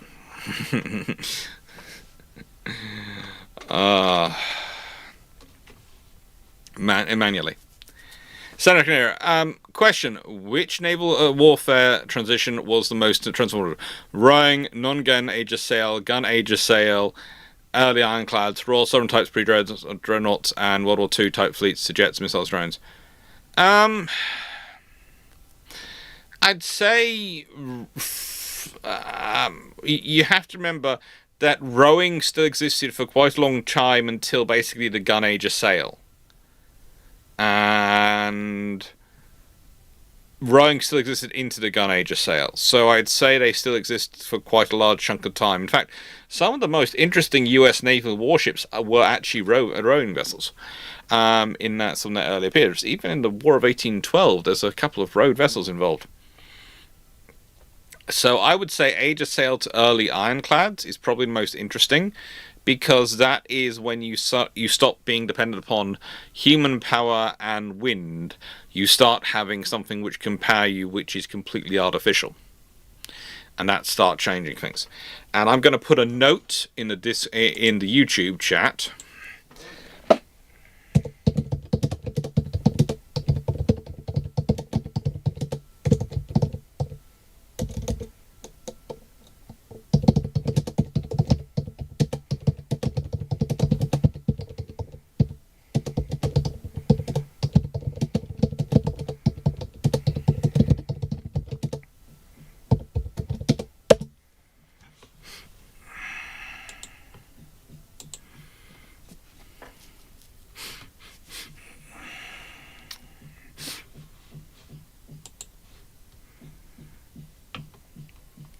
Yeah, that's good. I think the correct thing is you have to owe the bank a lot more money than you probably have a mortgage on a house for, to be able to do that level of blackmail on them. Lions, do you think the late World War II 3-inch 50 gun would make a better main armament for the Flag-class corvette than the 4-inch that we're normally armed with? They would have made a very good armament with them, and would have made a better one for helping them air defense, etc. But most of the time you get they're mostly armed with a 4-inch, and that's what's available in large numbers, so that's what they're going with. Because most of the 4-inch guns they're using in World War II Flag-class corvettes were actually 4-inch guns which originally be fitted to World War I Flag-class sloops. That's the thing. There's a lot of 4-inch guns going around sitting in storage for the Royal Navy.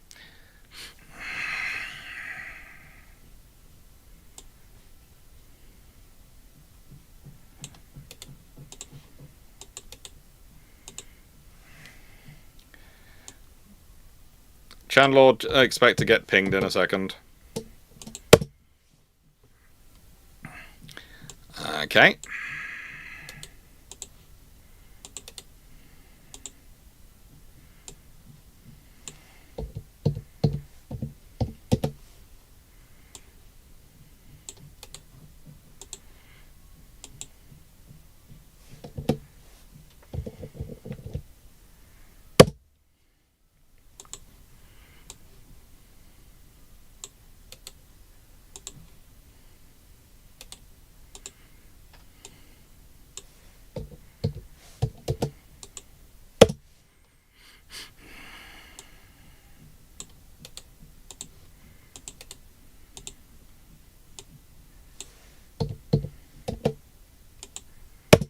But from Chicago's going to get pinged now. And YouTube Minecraft Watcher, I think that would have come through. Yep.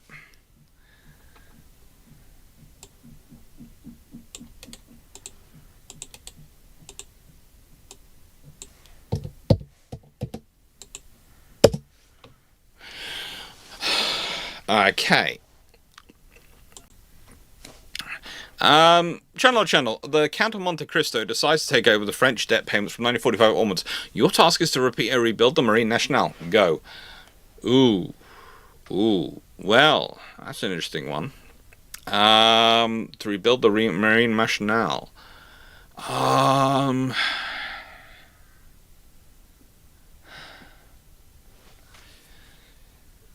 going to concentrate on their aircraft carriers. I would say, and their wider fleet, but I would say I've just had a really good book. It's going to be reviewed on Friday for you all, live. That's what I'm talking about. John Jordan and Jean Moulin's newest book on French aircraft carriers, 1910 to 2000.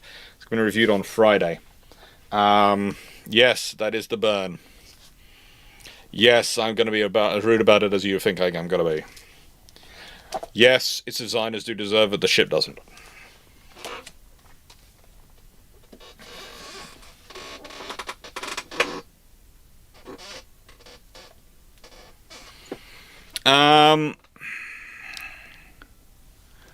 Don't worry, Paul, you don't need to do anything, it's just you're going to get it pinged. You could always remove... I could remove the @ symbol from the comments, but it's so much fun to leave it in there and ping people. But yeah, I basically work out the French Navy along lines of, okay, I need to have a carrier available for the for the Atlantic, probably not for the Mediterranean because I have so many land bases that I can use there. I can bring the carrier in from the Med if I need it there. I need to have a carrier in the Far East as well to cover my things in the Pacific, etc. So I need to have 4 carriers, basically, and I need to build my battle group around that, and also maintaining a surface action group in the Mediterranean at all times. So a surface action group in the Med probably wouldn't have that led by a battleship if I'm building it from 1945 onwards, fast battleship. So probably want a couple of fast battleships, or a couple of fast battleships because they're going to be operating in the Mediterranean. So primarily, honestly, I can do that, and I can build my. Then I want to build some escort groups around them. So I'd probably want a couple of large cruisers for each of the escort groups, a good about 4 or so large destroyers and 6 or so large frigates for each of the groups and surface action groups. So that'd be my force would be probably something around about 4 carriers, 2 battleships, 14-ish large cruisers,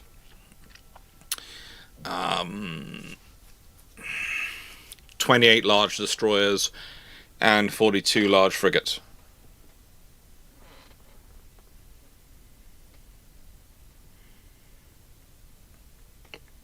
Oh, good lord. Knight has run out of questions. That's disturbing on a level. I was hoping to get through them all today. Make Knight have to write new ones. Given the potential, Steve Miller, given the potential for future naval battles to happen between major powers around the Indonesian archipelago, how do Western navies fully learn lessons from the close-in World War II battles? ABD Command and Guadalcanal? No. No, they haven't. And one of the lessons is, look, one of the things I deal with quite a lot is the amount of times people try and take naval warfare and scope to land warfare, and land warfare and apply it to sea warfare, naval warfare. Let me give an example. Classic example is World War One, where artillery guns keep growing bigger and heavier and bigger and heavier. Why? Because they'll do more power. And because that's the paradigm answer when it comes to big guns, because guess what? Who's been dominating the big gun discussion for the last 20 years at this point, 30 years at this point? It's navies. Their guns have been growing bigger and bigger and bigger, and all these guns are basically coming from navies. Then you sit there and look at it, for land warfare, is that really sensible? We've got to supply these things logistically. We've got to aim them, support them. When you're talking about a ship, it takes everything with it. It takes the logistics, the supplies with it. It takes the power. It takes the huge amounts of structural reinforcement, and of course has the assistance of the sea in dealing with all the shock caused by the firing of these big guns. That's not the case for the land. It's not the case. And that's a problem. that is a massive problem.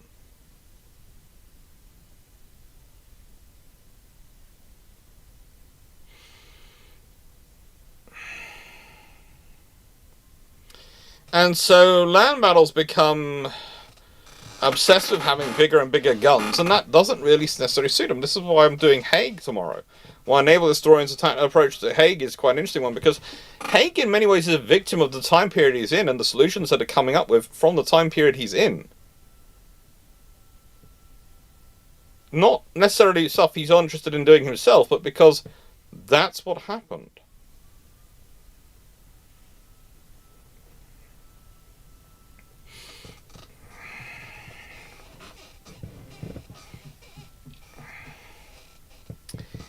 And so one of the things we're seeing currently is a lot of people keep looking at these very small, tiny drones and what an impact they're having in Ukraine and going, that's going to be an effect on naval warfare. And you go, no, it won't be.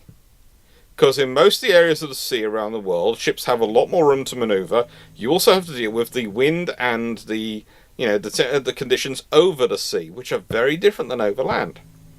However, if we're talking Indonesia and Guadalcanal and those areas, and you're fighting in those areas, that's dotted with enough land and the distances are short enough that suddenly those things they are going to be part of the equation.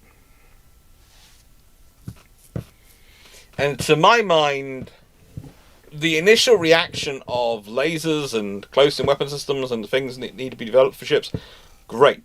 What are they actually fitted? What are they actually doing? What are they actually done? When the ships start entering service which actually have those enhanced weapon systems fitted, I'll be very happy. No, it's just talk. It's just talk and a lot of money being sent to places, but not much is being done.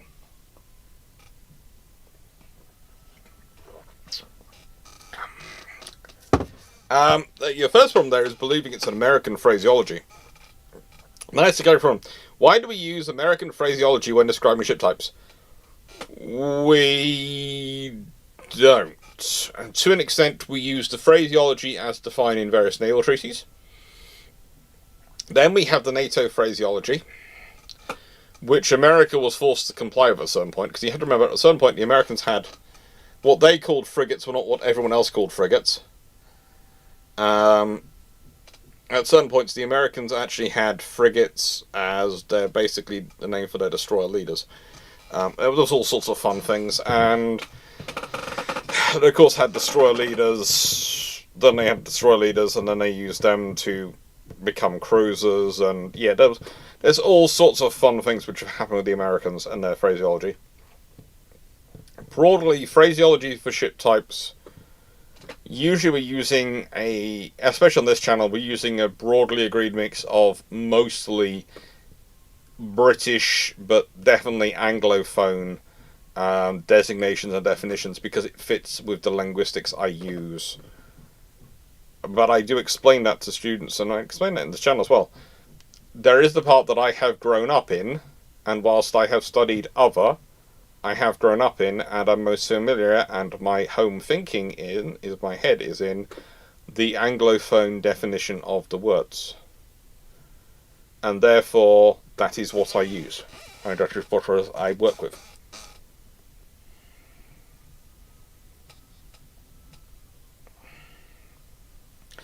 Yeah, and there's the other issue is that as Lines just put, the drone can cope with a full power naval radar, which will fry sometimes drones. Yes, that is the other thing.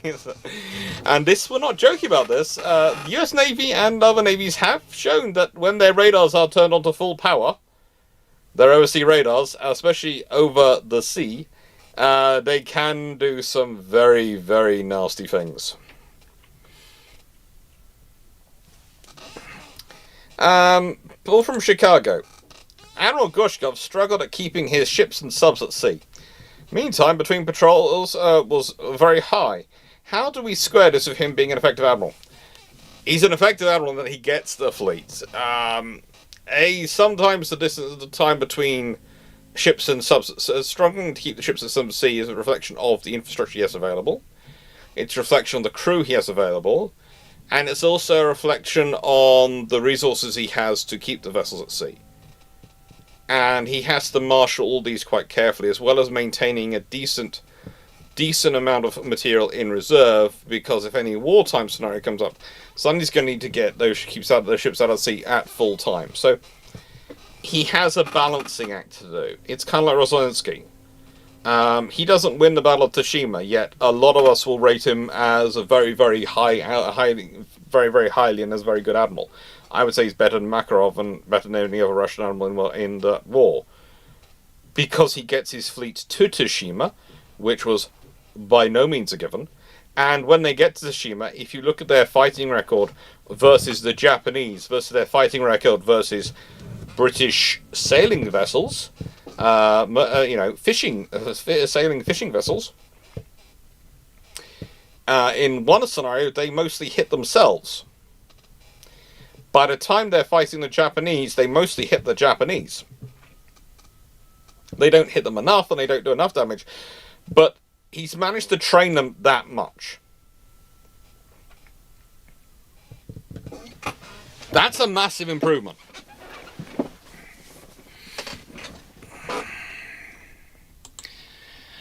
YouTube Minecraft Watcher, what if the Royal Navy had Queen Elizabeth given 45-degree elevation for the main battery, and the QEs have 15-inch 50s during construction? If the Royal Navy's got 15-inch 50s for the Queen Elizabeths and the R's, and they have 45-degree elevation able for their guns, then they are capable of a very long-range strike, a very, very long-range hits. And they're able to do plunging fire. If you're able to go up to 45 degrees, you're able to do plunging shot. And that's very, very bad for your opponents, because that means your shot comes down almost directly onto their deck, flat in.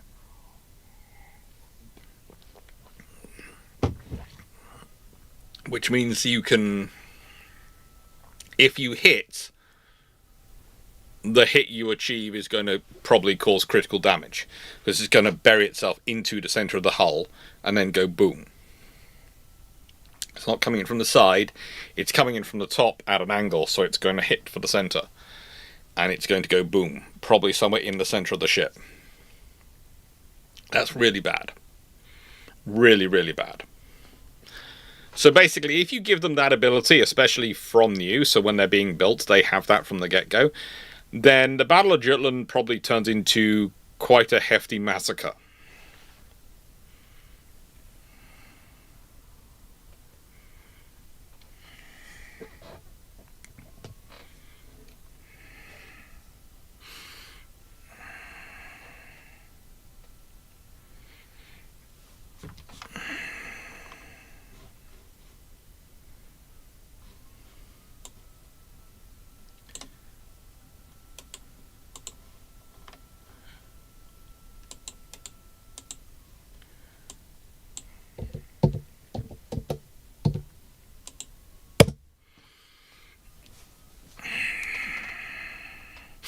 Now,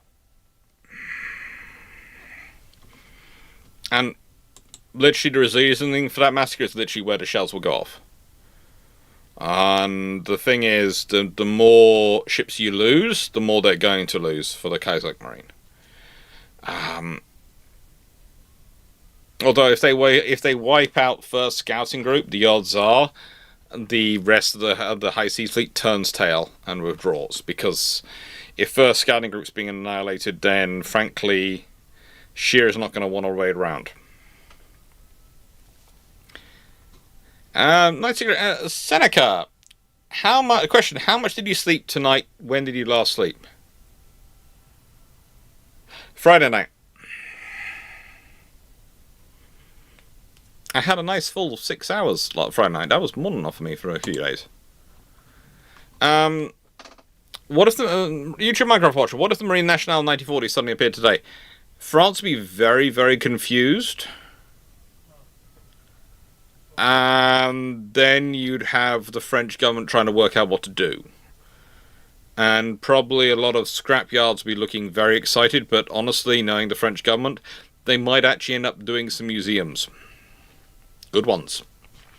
And the odds are Well, the race is on between Drac and Fleet as to who gets out there first look at the ships. Drac because of his love for history, Fleet because he's a francophone. Yeah, I think it'll be Drac.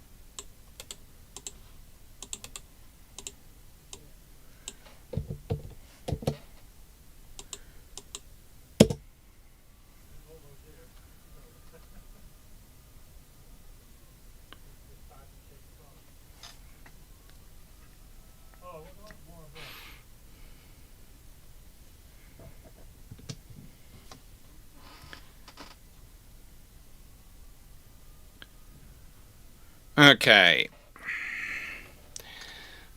Ren, sorry, just getting questions up. Nice on. If Brazil orders 2 Clemenceau-class aircraft carriers from France in the 1950s, and they're in service by the end of the 1960s, what might Brazil change? Probably not much. Honestly, what they would probably want for them is maybe them to have slightly bigger lifts, and possibly they'd want them to be spec for slightly heavier weight aircraft. So they'd probably want to build them up a bit more, but that's about it.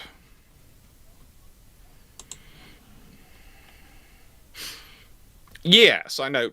Leslie, I will slowly turn up in France after collecting Dan Freeman and probably his mother. I think his father might be busy or something, but his mother speaks very, very good French.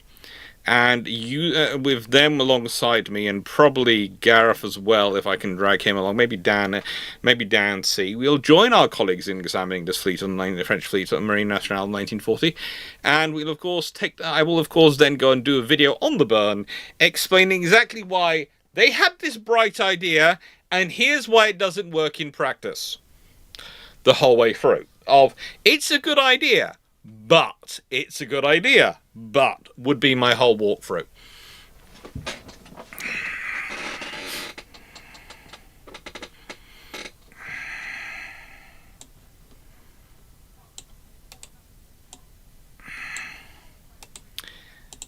Now, next question. YouTube Minecraft Watcher. I managed to locate the rifle mentioned yesterday. It's in the Jager Gear Muser 7184. Given its unique load fire sequence, what are your thoughts on it? I'd have to look it up more. I'd have to look it up more because honestly, the gun nut is in my family, and I will use that expression because she uses it herself. The one who I have learned everything about guns from, and who has taught me everything, is currently the other end of the house. Judging by the noise I can hear, having a debate about bathroom tiles colouring with a plumber. So, and the only reason I can hear that debate is because I can hear noises percolating from that direction, and I know the plumber was going to have this conversation with her today because she wants a very specific pattern, which apparently hasn't been available for 30 years, but by golly, she wants it. So, yeah. Someday, she has promised me, when everything is set up in here and there is a nice couch, a nice sofa in here, she will come in and chat with you all. When I finally get a sofa in here and my office all done and the garage is done, so all the stuff is out of this office and it's all probably set up and there's a sofa over there which is going to be for the dog and there's a comfy seat, she has said she will come and have a chat with you all. And will share her, in her words, very limited wisdom, should it be inquired to, about various things. Thank you, B1 1900 pilot. But yeah, that will happen when we have a proper space for her to contemplate from. Is the phrase she uses.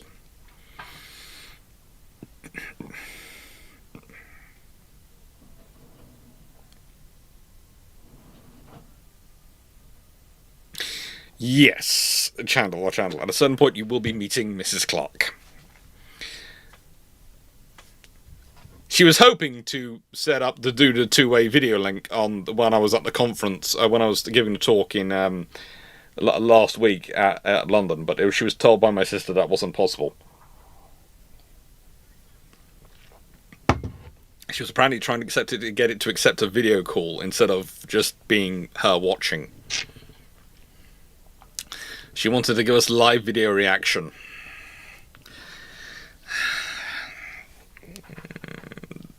The fear.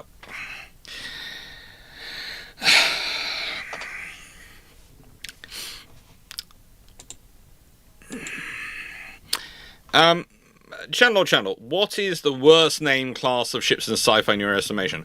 Mine would be the Endurance class fleet carriers from Star Wars. They have an endurance of 5 months. Considering how many ships have endurances of years in Star Wars, having something with 5 years is going to be sad. I'd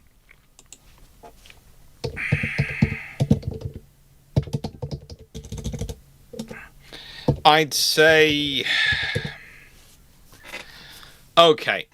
This is probably going to sound a bit of a weird bugbear for me. But...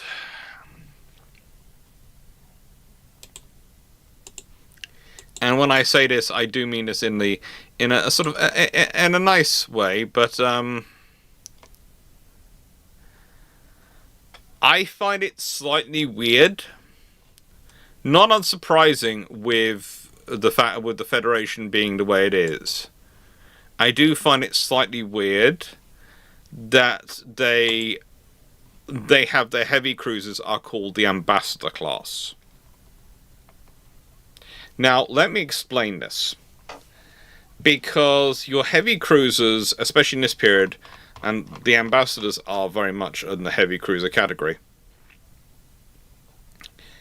they're your capital assets, right? They're capital ships. They're not your status assets, which you normally rely on for doing the bulk of your diplomacy and diplomatic missions, or your presence assets, which you require for your forward presence and for your visibility in terms around the world. No, they are your capital assets. So you've named a capital asset after something which is a status personality. Because ambassadors are status. They're not planetary leaders. They're not... You know. So to me, that always seems a bit strange that you've kind of crossed streams, therefore. I can understand why, perhaps, ambassadors have so much more status in the Star Trek world, etc. But still, and I do mean this, still, it's problematic.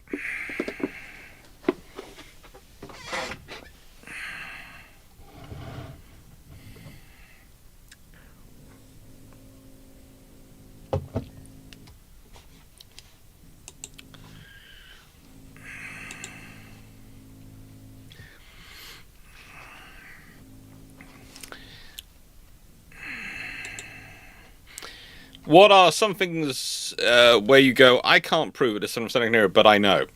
Okay. I think I've dropped enough hints about this in the past, you're not going to be surprised about this one. But I am 100% sure that the Royal Navy somehow funded the development of the Vickers site, which was used on the Blackburn skewer diver. I cannot find a document to save my life. I will never probably be able to find a document which has funding for it. I'm fairly certain it was funded through other programs, but I am 100% certain that was not developed entirely off spec by Vickers. The most of the off spec it could be is Vickers were told, we can't pay for its development, but if you build it, we will buy it. in large numbers. Or alternatively, it is part of what Henderson gets out of the 14-inch gun program. I don't know what it is, but there is no way, even as big and powerful as Vickers are, they will develop something which fits perfectly into the space on the Blackburn skewer, which is not part of their company, entirely off spec. They're just not happening. And it's kind of like them finding out, apparently within a days of the World War II beginning, that some of their water tanks could be very quickly and easily rerouted to become extra fuel tanks.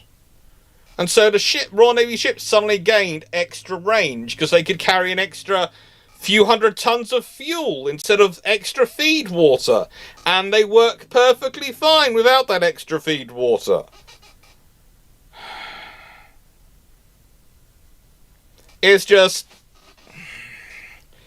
you sit there and you look at it and go, yeah, I believe you. Billions wouldn't.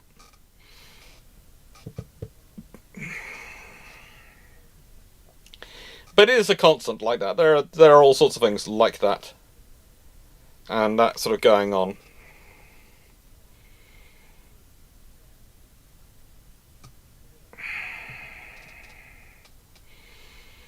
And it gets, as you go on, you know, you go through some of the stuff in history,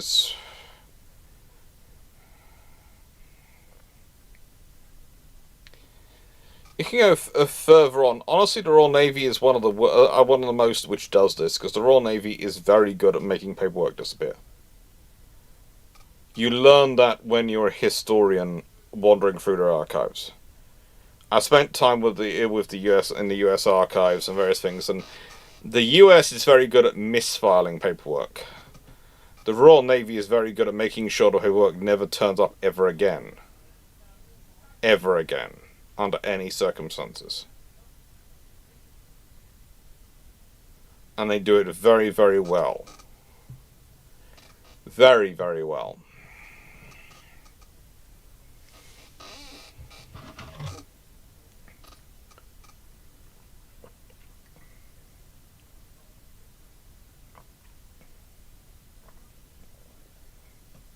Having a lot of variance on the transmission at the moment.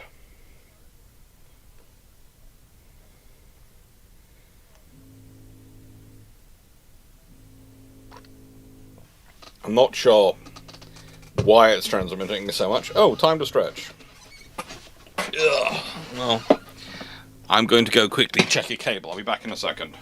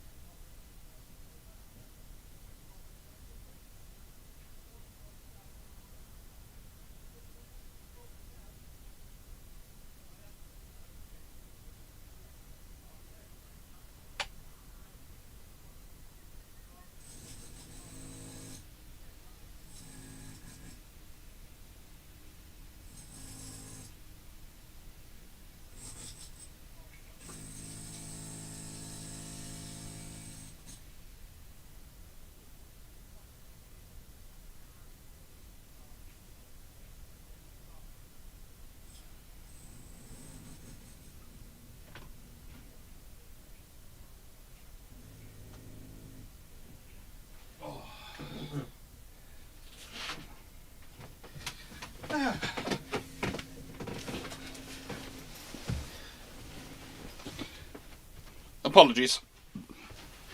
I went to check a cable.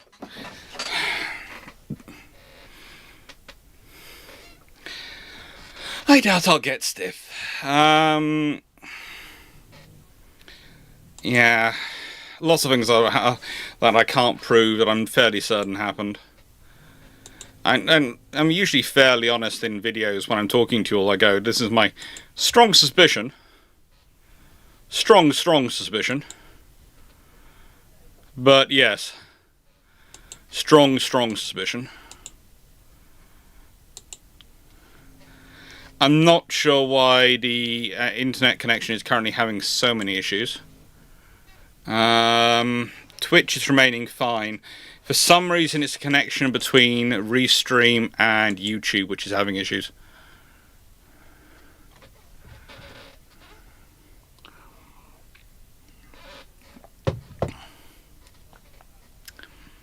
Not sure why.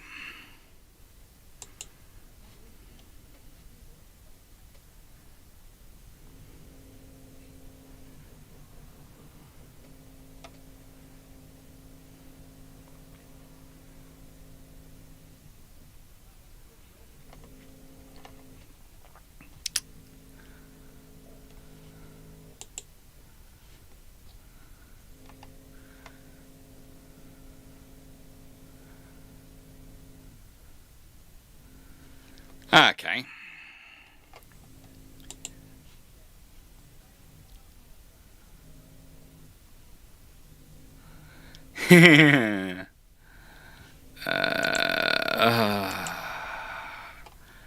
Lots of money went out my account today.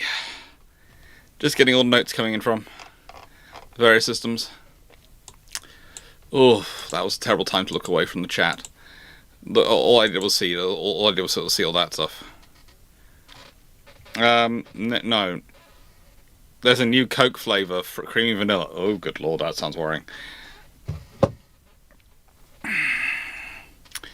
So I will grab some questions. Well, I haven't got to the bottom of these yet. Lions, what has happened to your favourite What If Naval problem to work through from this year's suggestion? I think that's coming. I think there's a few coming along. I think there are a few videos coming along which are like that. There is a dealer's choice question coming up.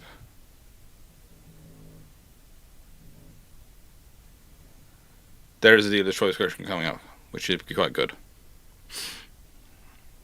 And that'll be quite a good fun one. And that's coming. And so what do we want to know about the Habakkuk 3 from Project Habakkuk?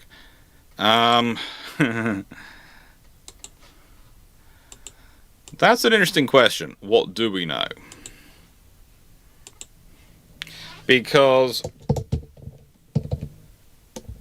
as far as I know, and I'm just checking my notes.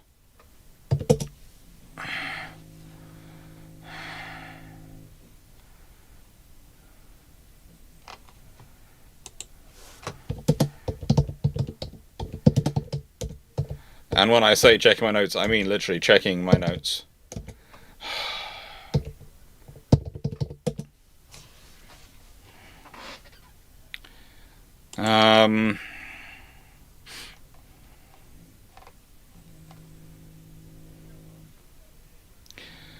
Basically, you have to remember is that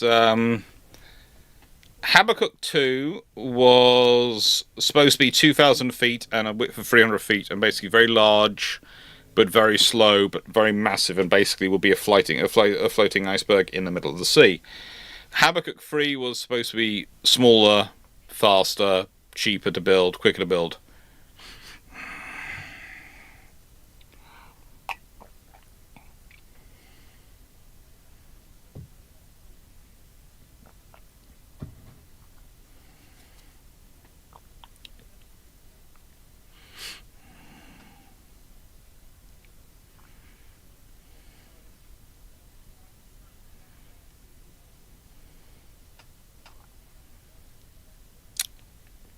And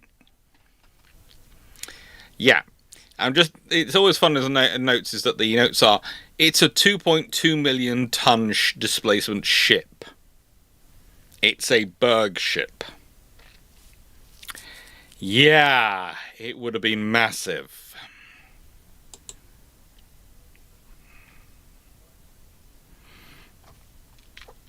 I'd also say, where is the poodle, for those wondering? Currently, because my mother is having conversations with various builders, etc., the poodle will be found sitting next to my mum, currently curled up like in a ball, probably, because he's cold and complaining, even though he's got his hoodie on.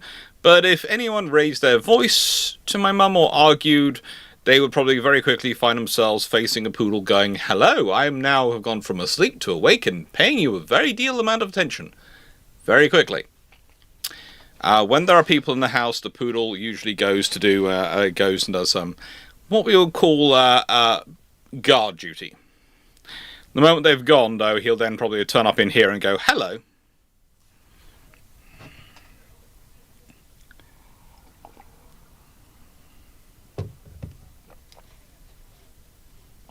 Right.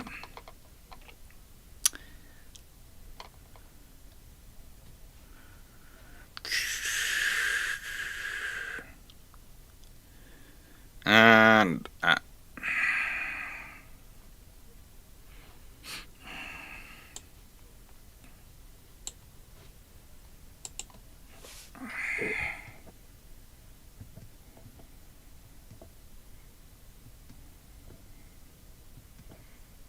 so all the ones from Twitch are coming.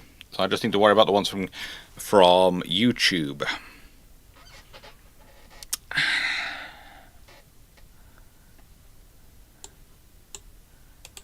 Okay.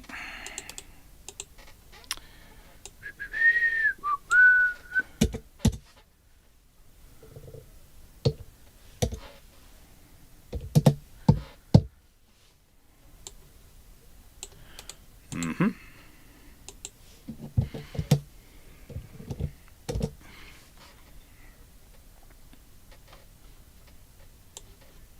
Mm-hmm.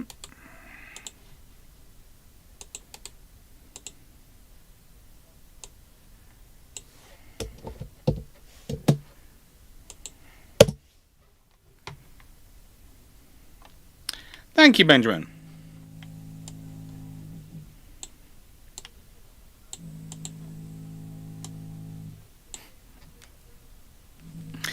What did Admiral Richmond say about Frederick Schuyler?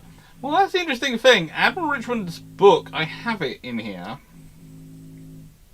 And he says quite a lot about him.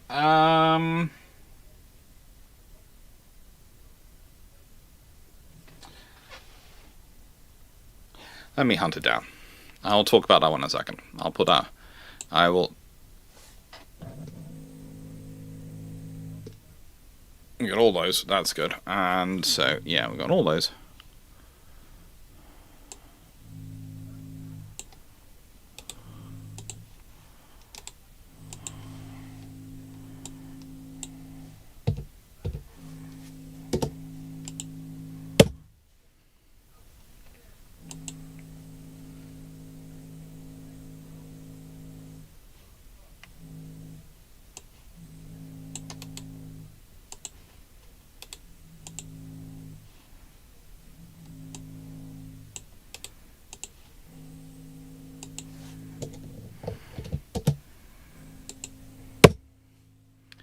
And thank you for the super chat. That's going to charity.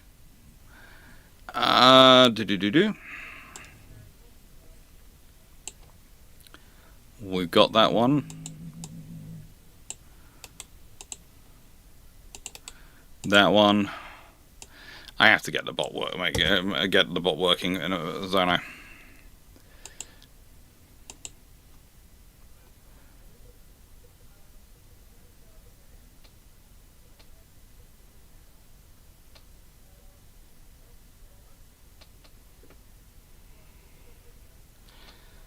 So OBS decided to disconnect and reconnect. I'm not sure what the problem is going on for OBS, but OBS was having an issue. And yeah, that was interesting. There's a lot of drop frames happening. I could end up having to restart everything and trying to fix it that way. I have now got all the questions, so I'm not going to lose them. Hopefully I don't have to restart. Hopefully I don't. Hopefully everything works fine. It's gone back to normal so far. Not sure why it's having the issues. Not sure why it's having the issues at all.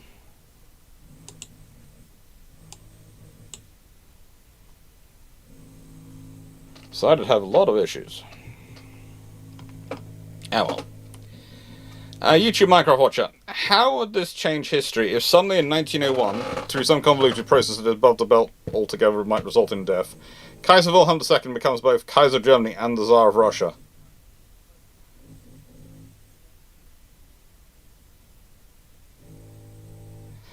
If Kaiser Wilhelm is both the Tsar of Russia and the Kaiser of Germany, France is having a panic attack, Britain is going, oh frigate, and Japan is starting to sharpen everything. I think at that point, because what you have basically combined is the two largest land powers in the world by numbers, and suddenly you're getting a lot of German interference going on in Russia. Suddenly the likelihood of a successful revolution in Russia goes very far down, because the Kaiser will use German troops to reinforce his position. And it's similar in Germany, he'll use Russian troops to reinforce his position. And it's just... the Baltic becomes a Kaiser's lake. Because it will be. I was thinking about the coast of the Baltic and think how much it will belong to this new combined, polarity. The Ottomans cry because, well, suddenly the aim of the Russians to get Constantinople becomes the Kaiser's aim, because that's going to make his people happy and give him greatness. Russia now has access to warm water ports, and you have to build railways into Germany for it, but the railways will be built. The sheer resources and infrastructure they will be able to call upon and build, it will take them years to organise, so don't get me wrong. In the nicest way, there is going to be no, probably, war short term, because they're going to take a decade or so to get organised as a nation, but give them long enough time, they'll get there.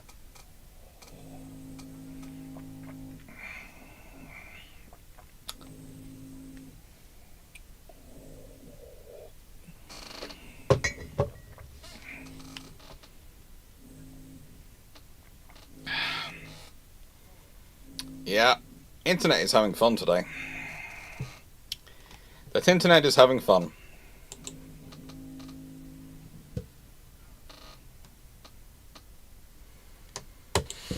But, yeah, broadly speaking, this might actually force the British to have to do more cost sharing with the wider empire, which might actually lead to the empire forming that British Federation, that Empire Federation, Federated Empire thing, rather than going down the Commonwealth route long term. No one is going to... Who's going to declare war on them? Who of the major powers is going to actively declare war so they don't get that decade? No.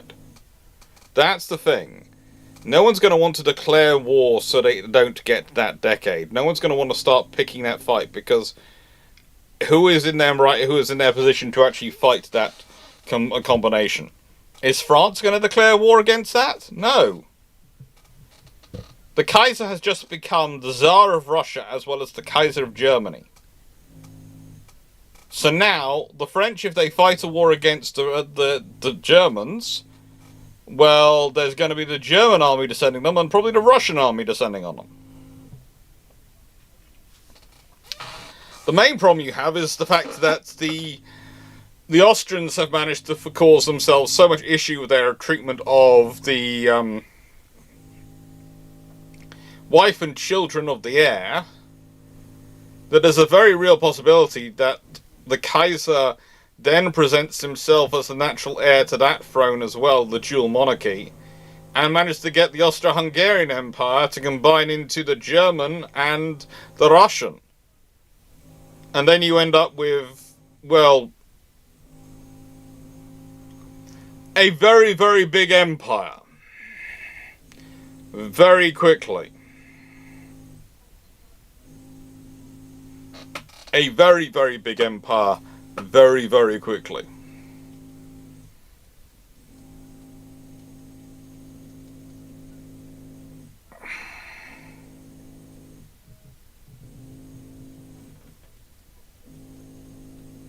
And that's a problem.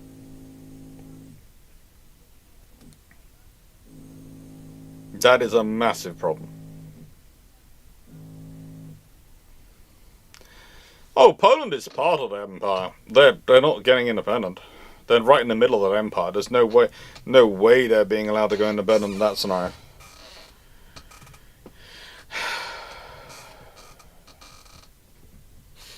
Neutral Micro Roger, what if I went back to the 1913 and got the blueprints of HMS Argicore? How happy would be? Depends. Will I win the argument versus Drac or not? If I win, ecstatic. If I don't win, still pretty happy. Jonathan Moon, what canal would be more impactful if it had been a river, natural or strait? Suez or Panama? Suez. Suez. If it's a natural strait, then the Suez is going to be very, very interesting. Very, very interesting. Because it's going to change that's going to change the Mediterranean. You see, the Panama Canal doesn't change the flow of either the Atlantic or the Pacific. But if you think about it, if the Suez is actually a natural strait, A, it'll be deeper. B, it'll probably be wider. And C, just think about what that happens, how that causes to happen to the Mediterranean. Because suddenly the Mediterranean will be open at both ends and connected naturally for its entire history to both the Atlantic and the Indian Ocean. That's going to change it as a flow, as a space. It's going to have a massive effect on it. Hi, Dragon. Yeah.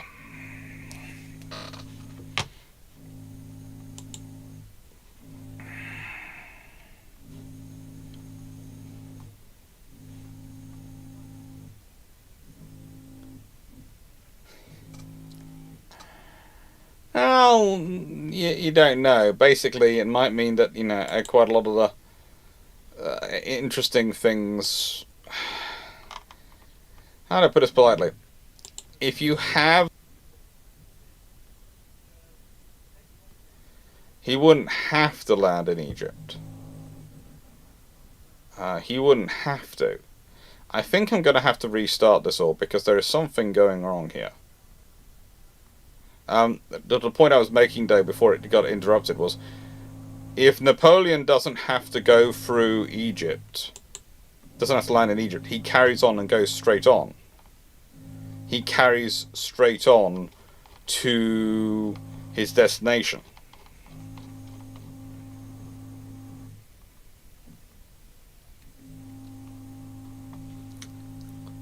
He goes straight on to India. So A, he's further away from France, so he's probably never getting back to France without the Royal Navy's help. But B, and his army certainly isn't, but more important than all of that is that he's probably, as successful as he might want to be. If he lands in India, he's also going to be dealing with the large armies in India that'll be massed, and it'll be an interesting thing to see what happens.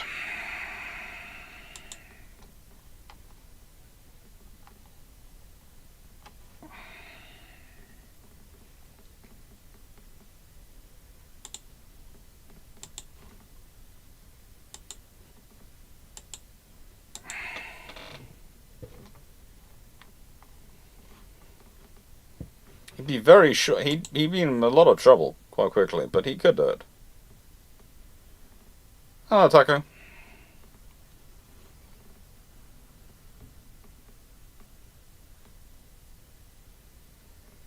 Wouldn't that depend upon the Kaiser's ability to replace the entrenched Russian abilities hold on the Russian level of government for the earlier question? Yes and no, because you have to remember the Kaiser has one advantage which the Tsar doesn't have. He doesn't depend upon the nobility to provide the Russian nobility to provide the officers and leadership of his army and his navy and his armed forces. He has the German.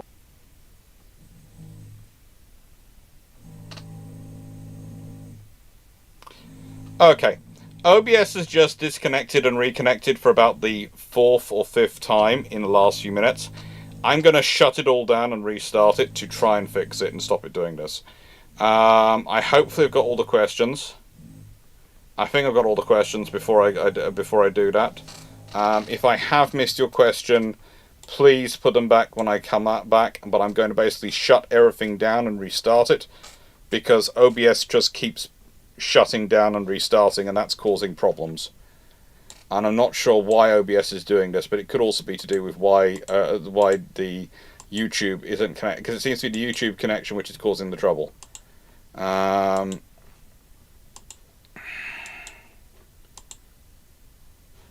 yeah, wish me luck.